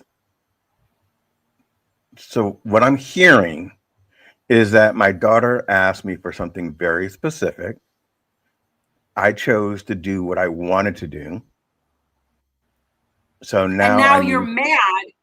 And now you're mad that she doesn't like what you did. But you didn't listen in the first place. I thought it was so cute. Like, I think it's so It freaking is. cute. And she's like, he only cares about Bluey. So yeah, he's not going to sit there and watch this. And I thought it would be super cute. Like, he would be able to watch it on television. It's a private YouTube channel, like within mine. So like, not everyone can see it, but I want to turn them into books. That's the bottom line. So Yeah, and what are then our maybe takeaways something you for get today? to give to him, when he graduates or something, that you Yeah. hand him. Like I with one of my grandchildren, one of my granddaughters, we do a Charlie and Me book that all the pictures, whenever I go into Buffalo, we take pictures and we're doing a scrapbook together. So that gradually, when she gets older, she's going to have a scrapbook of her Nana and me because I don't get to see her all the time. So I just think that we need to do both. We need to do what they ask, and then we need to do what we want to do. Yeah. That way everybody's happy. And then your feelings aren't hurt. You're right. And I wasn't mad. My feelings were hurt. Because I thought, Yes. oh, this is gonna be even better. And then Yeah. it wasn't what she wanted. So yeah, No, I get that. we need to learn how to Yeah, I get that. manage You can our find own people to help you. expectations. Yes. So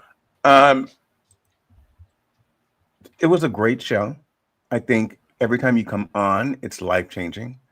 And I'm gonna leave you to do your final thoughts to Mike LeBlanc and whoever else is out there. So we're slowly starting to see our numbers decline. So when we went from 300 to 123. That's still very good. But this has been an hour and 45 minutes. So, we've kept people Absolutely. here for a certain length of We time. So that's pretty captivated good. them. We did. Yes, we sure did. So yeah, I just want people to know that, there is a plan and a purpose for all of our lives. And it was never meant to hurt us, but it was meant to prosper us.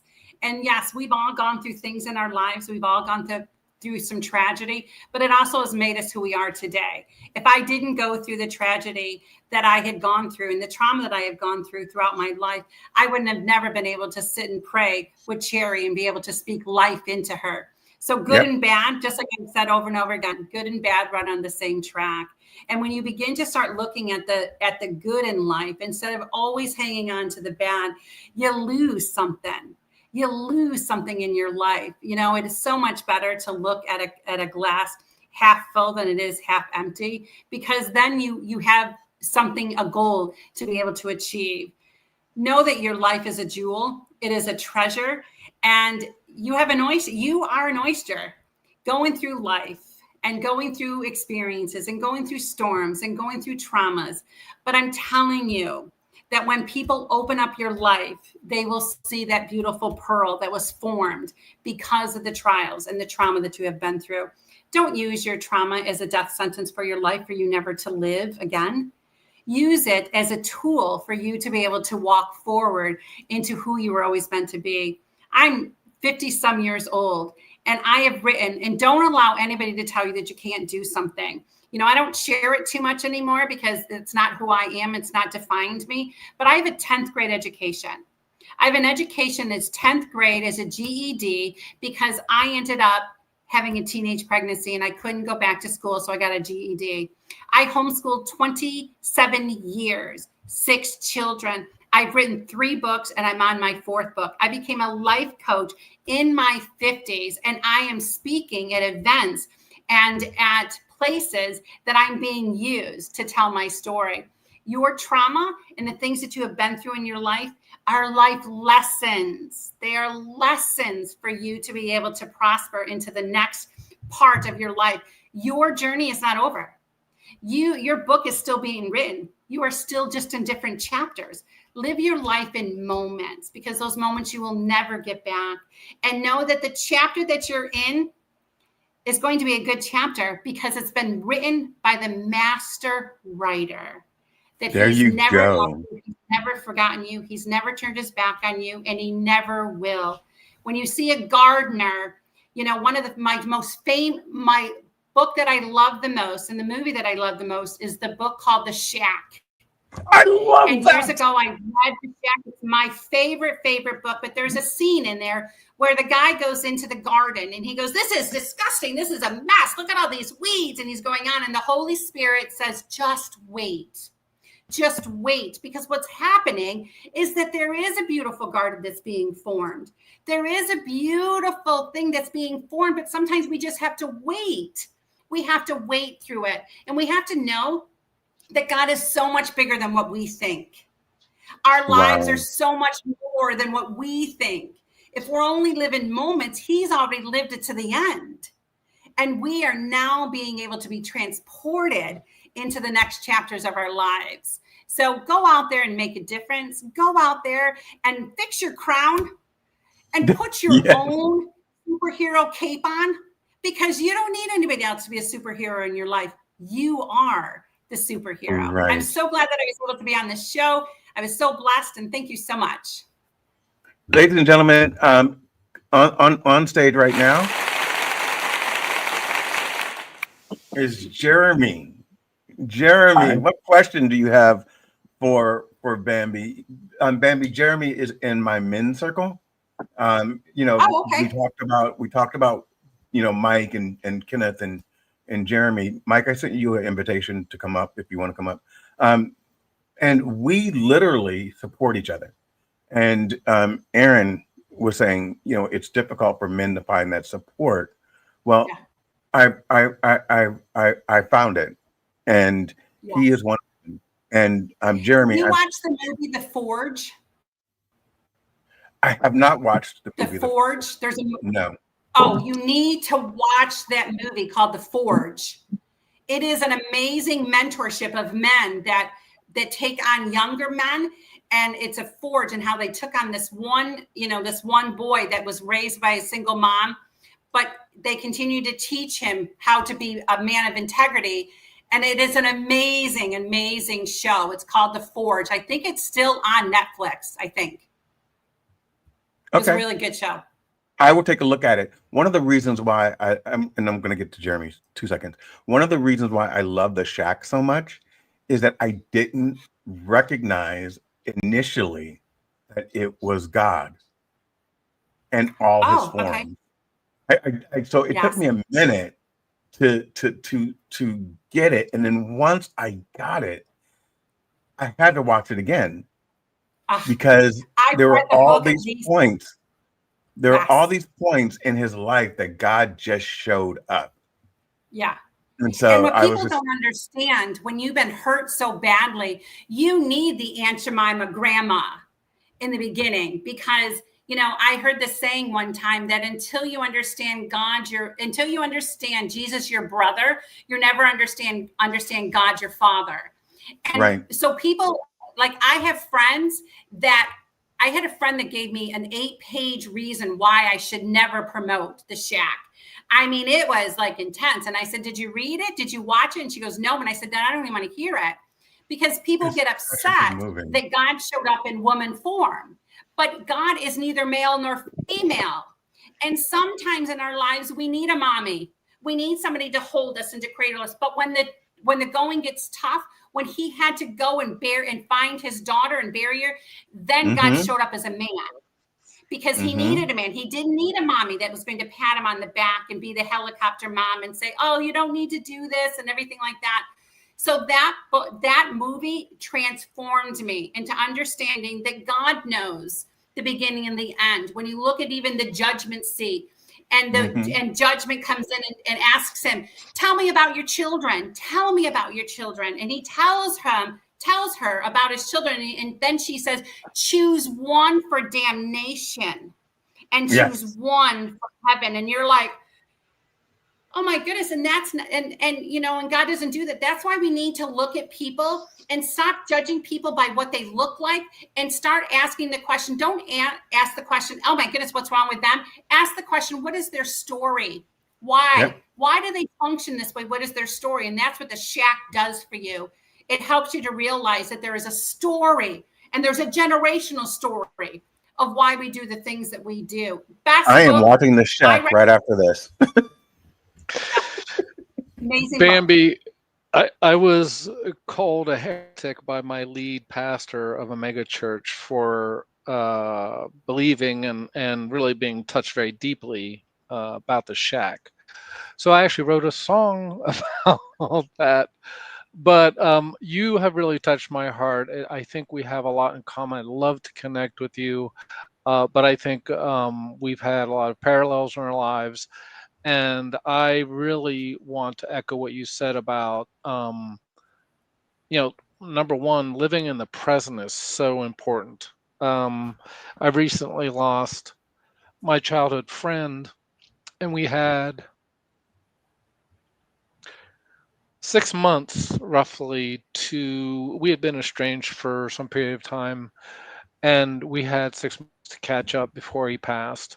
And I recently went to his funeral, and it was just incredible to hear what a legacy he left of just reaching out. Yeah. Particularly in those last months. He was always trying to make other people feel comfortable, not focus on his pain or whatever. It was just incredible. So I am so glad Bill invited me, and I'm so glad I took the time to attend, because it's been very, very moving. Thank you.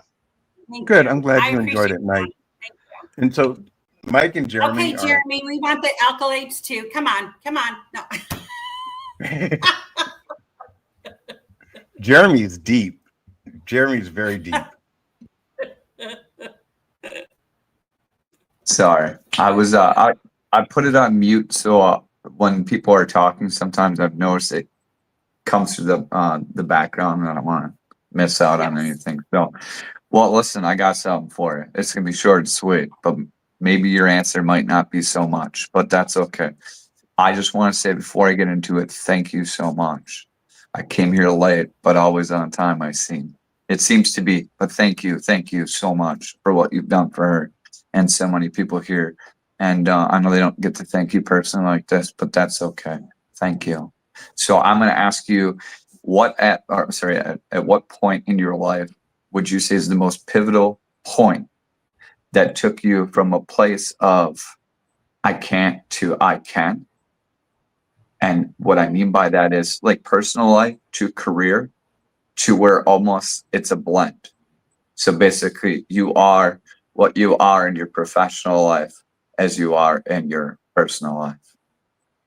Oh my goodness. I think that comes in moments. I think that is a growing, it's a becoming, at 16 years old, when I found myself on a bridge ready to take my life, and I found out that I was had a teenage pregnancy, I would say that would be a pivotal moment in my life. When I homeschooled my kids, I thought that I was nobody. I'm a 10th grade, a 10th grade education, GED, could I really further the lives of 6 children? And I realized, yeah, I did. I realized I could do that. When I made my first $100,000 working for the Nielsen TV ratings, realizing that they had me go, what I did for Nielsen and for the United States Census Bureau is that I went into people's homes and I sat and I signed them up to do a survey with the Census Bureau. And then I signed them up to be part of the Nielsen TV ratings. But I got to listen to their stories. For 15 years, I was in people's homes being transformed and renewed by other people's stories. I may look at life as black and white, but there's so much gray, and there's so many stories that we need to hear, and perceptions of why people believe what they do and what they don't. And I had the privilege, and I counted a total privilege, that I was able to go inside of people's houses. I lost my job last year in October, from the Nielsen TV ratings. I lost my job, and I began the journey of living in faith to continue to take courses to be a life coach, to continue to get myself out there, to speak at events. And I've done it for free to homeless shelters, the women's shelters, to places. And that has transformed me, into who I am. My third book, The God Who Sees, was my book that touched me, because it was a book that I wanted women to know that we have never been forgotten. We have always been thought of. And the God who sees is a name of God that was given, that a woman that was in the desert, that was thrown into the desert and thrown all by herself. She becomes a single mom and she sees God and she gets to name God. What man ever got to name God? But a woman did. And I'm on a mission to help women to see who they are and for them to rejoice in who they are. And so that's where I'm at in my life now. And I think there's just different moments, just like in your own life. There isn't one moment that formed you in who you are today. There's other moments. There's pivotal things that you have been through. Can you pick anything out of all of those that you're most grateful for? I'm most grateful. Now you're going to make me cry because I am a woman. I do have estrogen. Homeschooling my kids for 27 years. I can't tell you what that did for me and what that did for my children. And I did it in the midst of poverty. We didn't have a lot of money. I would work part-time jobs and jobs that I can bring my children so we can homeschool. People think that I have a high education, that I am an attorney. I hear that a lot. Oh, you must be an attorney. No, I have life expectations and I have life that has given me the bravery and the courage, to be able to stand up and say that I can do this. I'm a great trivia partner because I did homeschool for 27 years. So one of the things.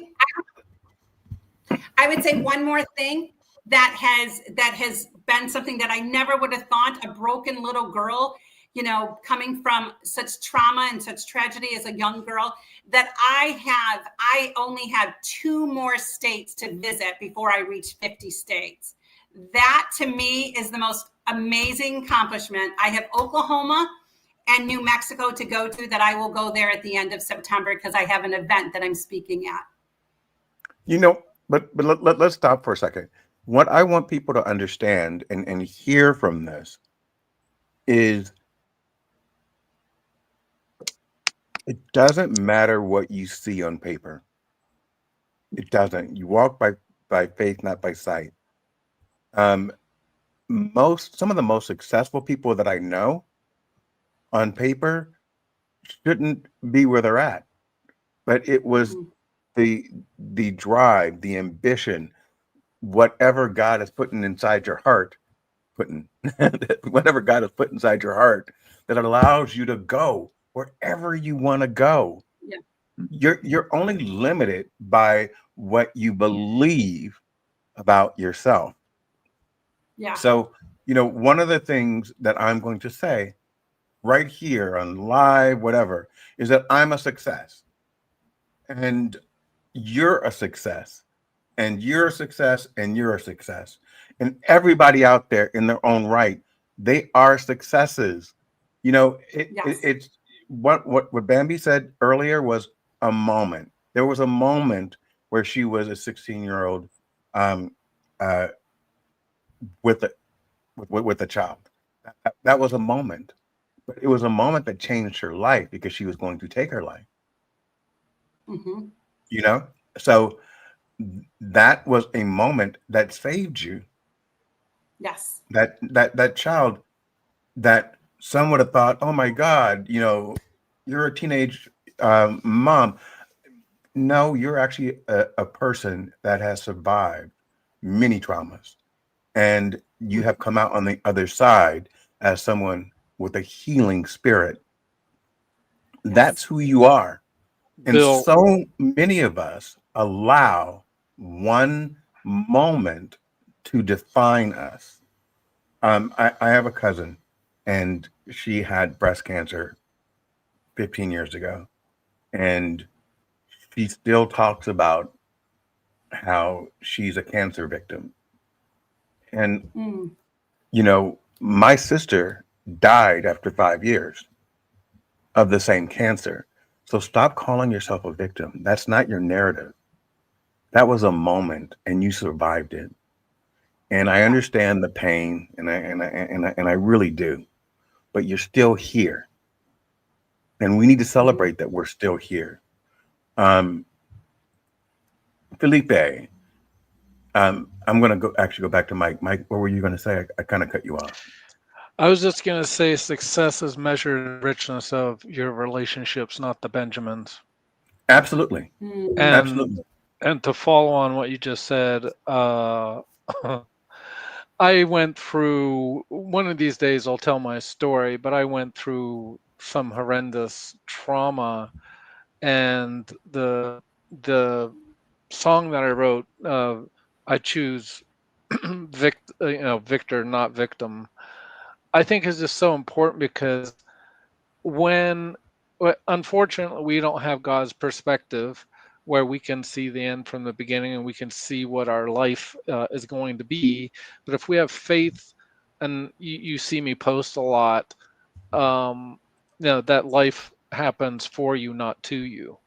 Yeah. And so we are going through these sometimes very horrendous and traumatic, and we may not even know, like Bambi has been incredible this afternoon or this evening. So Bill, you agree with my choice of first season 2 opening acts. Bill, this was a happy accident. I'm not gonna. I'm not. I'm not gonna boost your ego. Bambi's Oh. awesome. No But accidents. it's No accidents. I well, don't and believe I in that. agree with Jeremy. I don't think there are accidents either. But my point is, I think that often, when we're going through these experiences, I mean, look at Bambi. She's able to turn that horrendous, situation into pure gold and pure love. Yes, granted, it's taken a few years to get to where she is, but for me, that's we are like the coal that's being under pressure, are being made into diamonds, and we're all diamonds, to your point, Absolutely. Bill. And I love you. Absolutely. You are a diamond. Okay. We fight all the time, Bambi. But we I just love need you to too, turn Mike. our ashes. We just have to turn our ashes into beauty. We all going through the fire, but it's okay to go through the fire, because if you go through the fire, that's when you can rebuild. And that's what Yeah. we're not understanding, is that the rebuilding comes when you go through the fire. And if you are a Christian, you begin to see the story of Shadrach, Meshach, and Abednego, that they came out of the fire not even smelling of fire, because Those are the they 3 had guys that were left somebody in the inside fire. of the fire with them. Yes, Well, there was but we there had was the a fourth third man that was in figure. the. Yeah, thank you. There was There a was a third fourth figure. figure. Yes, Yep. you got to give And a woman time to build it up here. I'm sorry, Bambi. No, because you're firing off all these neurons in my head. I look at it as a purifying fire. So, A Yeah. purifying fire. Okay. And the thing is, when ashes come, you get to rebuild, and then you get to say a little bit in how you're rebuilding. That's what we don't understand. It's okay to go through the fire. And there's some, even when you had the California fires, and I drove through the British Columbia fires, there are flowers that are grown only when the fire comes. And so there is always beauty, even in the fire, if we could just understand that. Got you. Yes, Jeremy. All I want to say is a beautiful sentiment, and sometimes people wouldn't know what they need to change without the fire. Absolutely. Because if they hadn't got burned by what they didn't understand the first time and have the ability to change it, if they've been burnt completely, well, Yeah. you have one choice. You keep getting burned or you Absolutely. change. Absolutely. I agree with you. Yep. Bambi, this has been 2 hours and 8 minutes of pure joy. I am shocked that we've gone so long.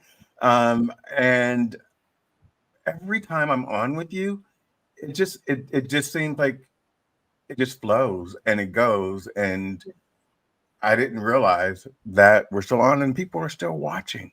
Like shocked. So Cool. tell everyone where they can get a hold of you.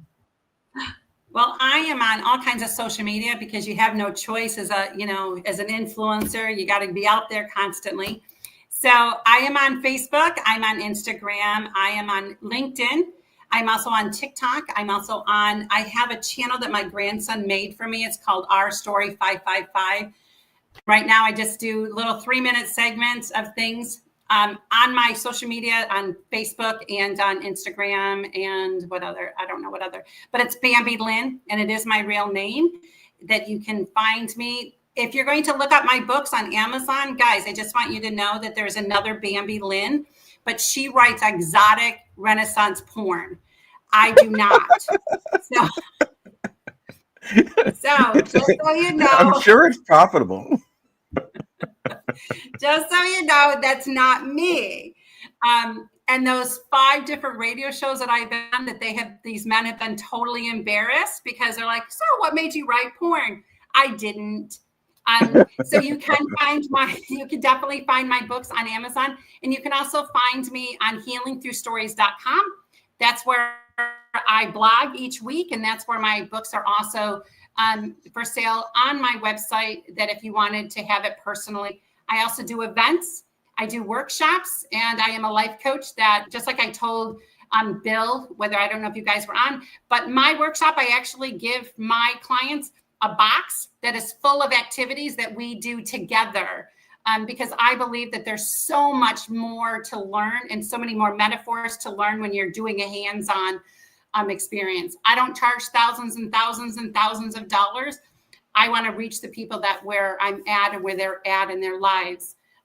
So if you're looking for somebody to speak at an event, I'm there to do that. And if you're looking for somebody to do a workshop, I would love to do that too. You can find, and my email address is josephine.rstory@gmail.com. That's it. Okay. So you and I need to talk again about how you got into public speaking, because that's another area that's super exciting. Come on. Look at how I speak. How do you think I got into it? No. Well, I mean, so I mean, how do you have an agent? Like, how do you put yourself out there? I just have people that find me. I am definitely old school, like this whole new thing that's going on that you got to find.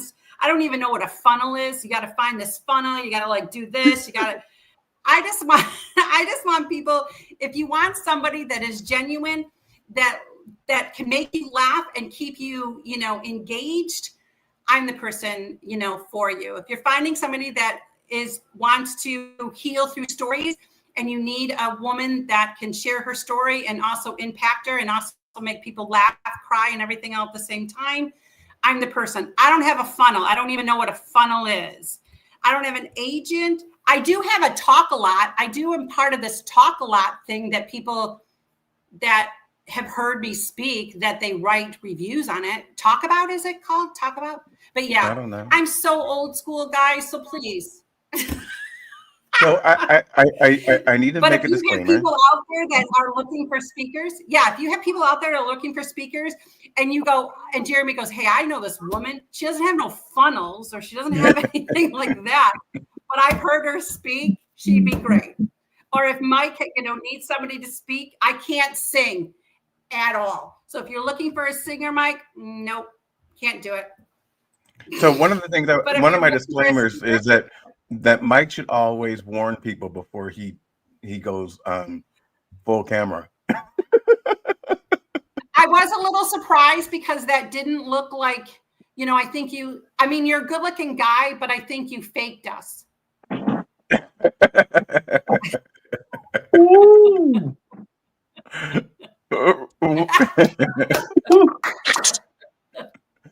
What does that mean? Well, that's even worse. You couldn't see that he was bald in there. Oh. And he's got a suit on, and now he has a t-shirt on.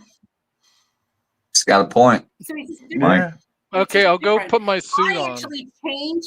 I actually change my profile picture every 3 months so people know that I really do look this way. Because I've been on conference calls and on Google calls with Nielsen, and there's people that you're like, whoa, he's really hot. And now all this women are on the call, we're texting each other and everything. And then we look them up, we're like, what the heck? He's not that good looking. Well, ladies and gentlemen, I'm just as good looking in person as I am on TV. Bambi basically just said I'm not good looking, guys. So No, she I didn't didn't. say And then we've been bragging on that picture for a while now. that, So that I'm bold and old and ugly and Old and God, beautiful. that's not Yeah. what she said. We're Oh my not goodness, going we're Handsome. all old. I'm to. bald. We're all old. No, Old, Jeremy. beautiful, and Yeah, handsome. we're all old. Okay. So Yeah, we're going to leave it here. I know.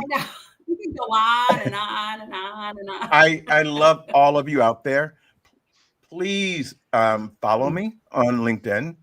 Please subscribe to my YouTube channel. And I'm on Substack, Instagram, wherever you get your podcast, Spotify, Apple Podcast. I'm on there as well.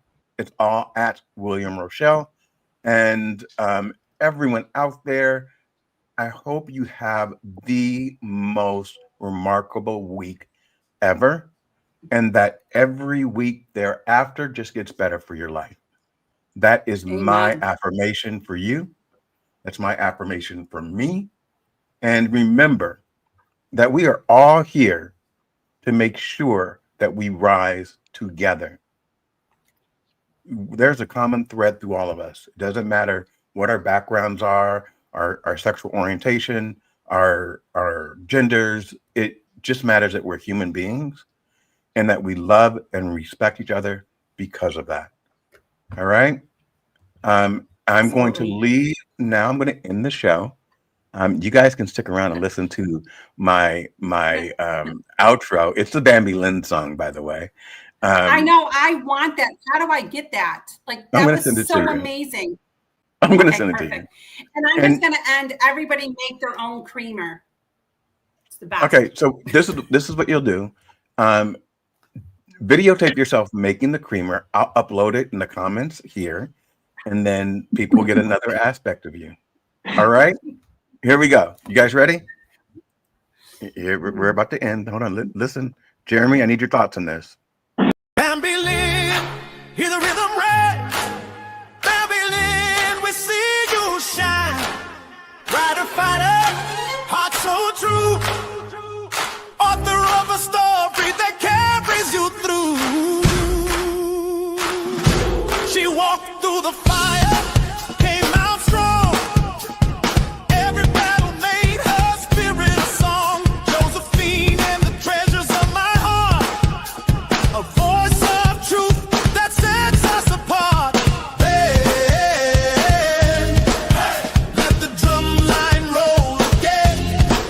Stories bold, the truth within.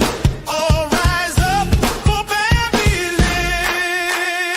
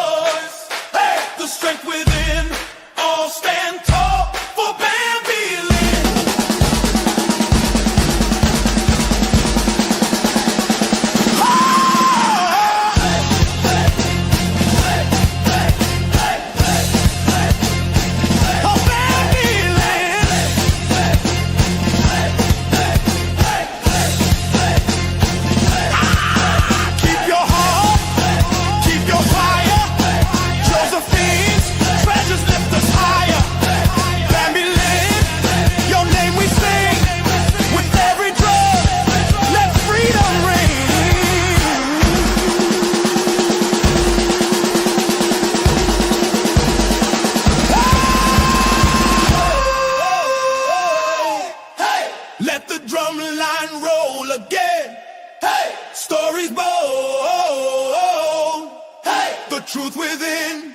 All rise up for Bambi Lynn.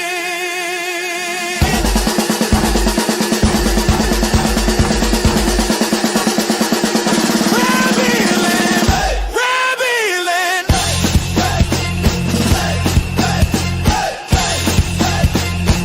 Oh, Bambi Lynn.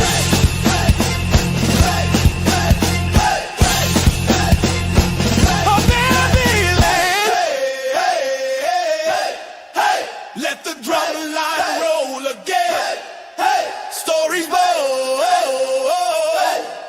The truth within.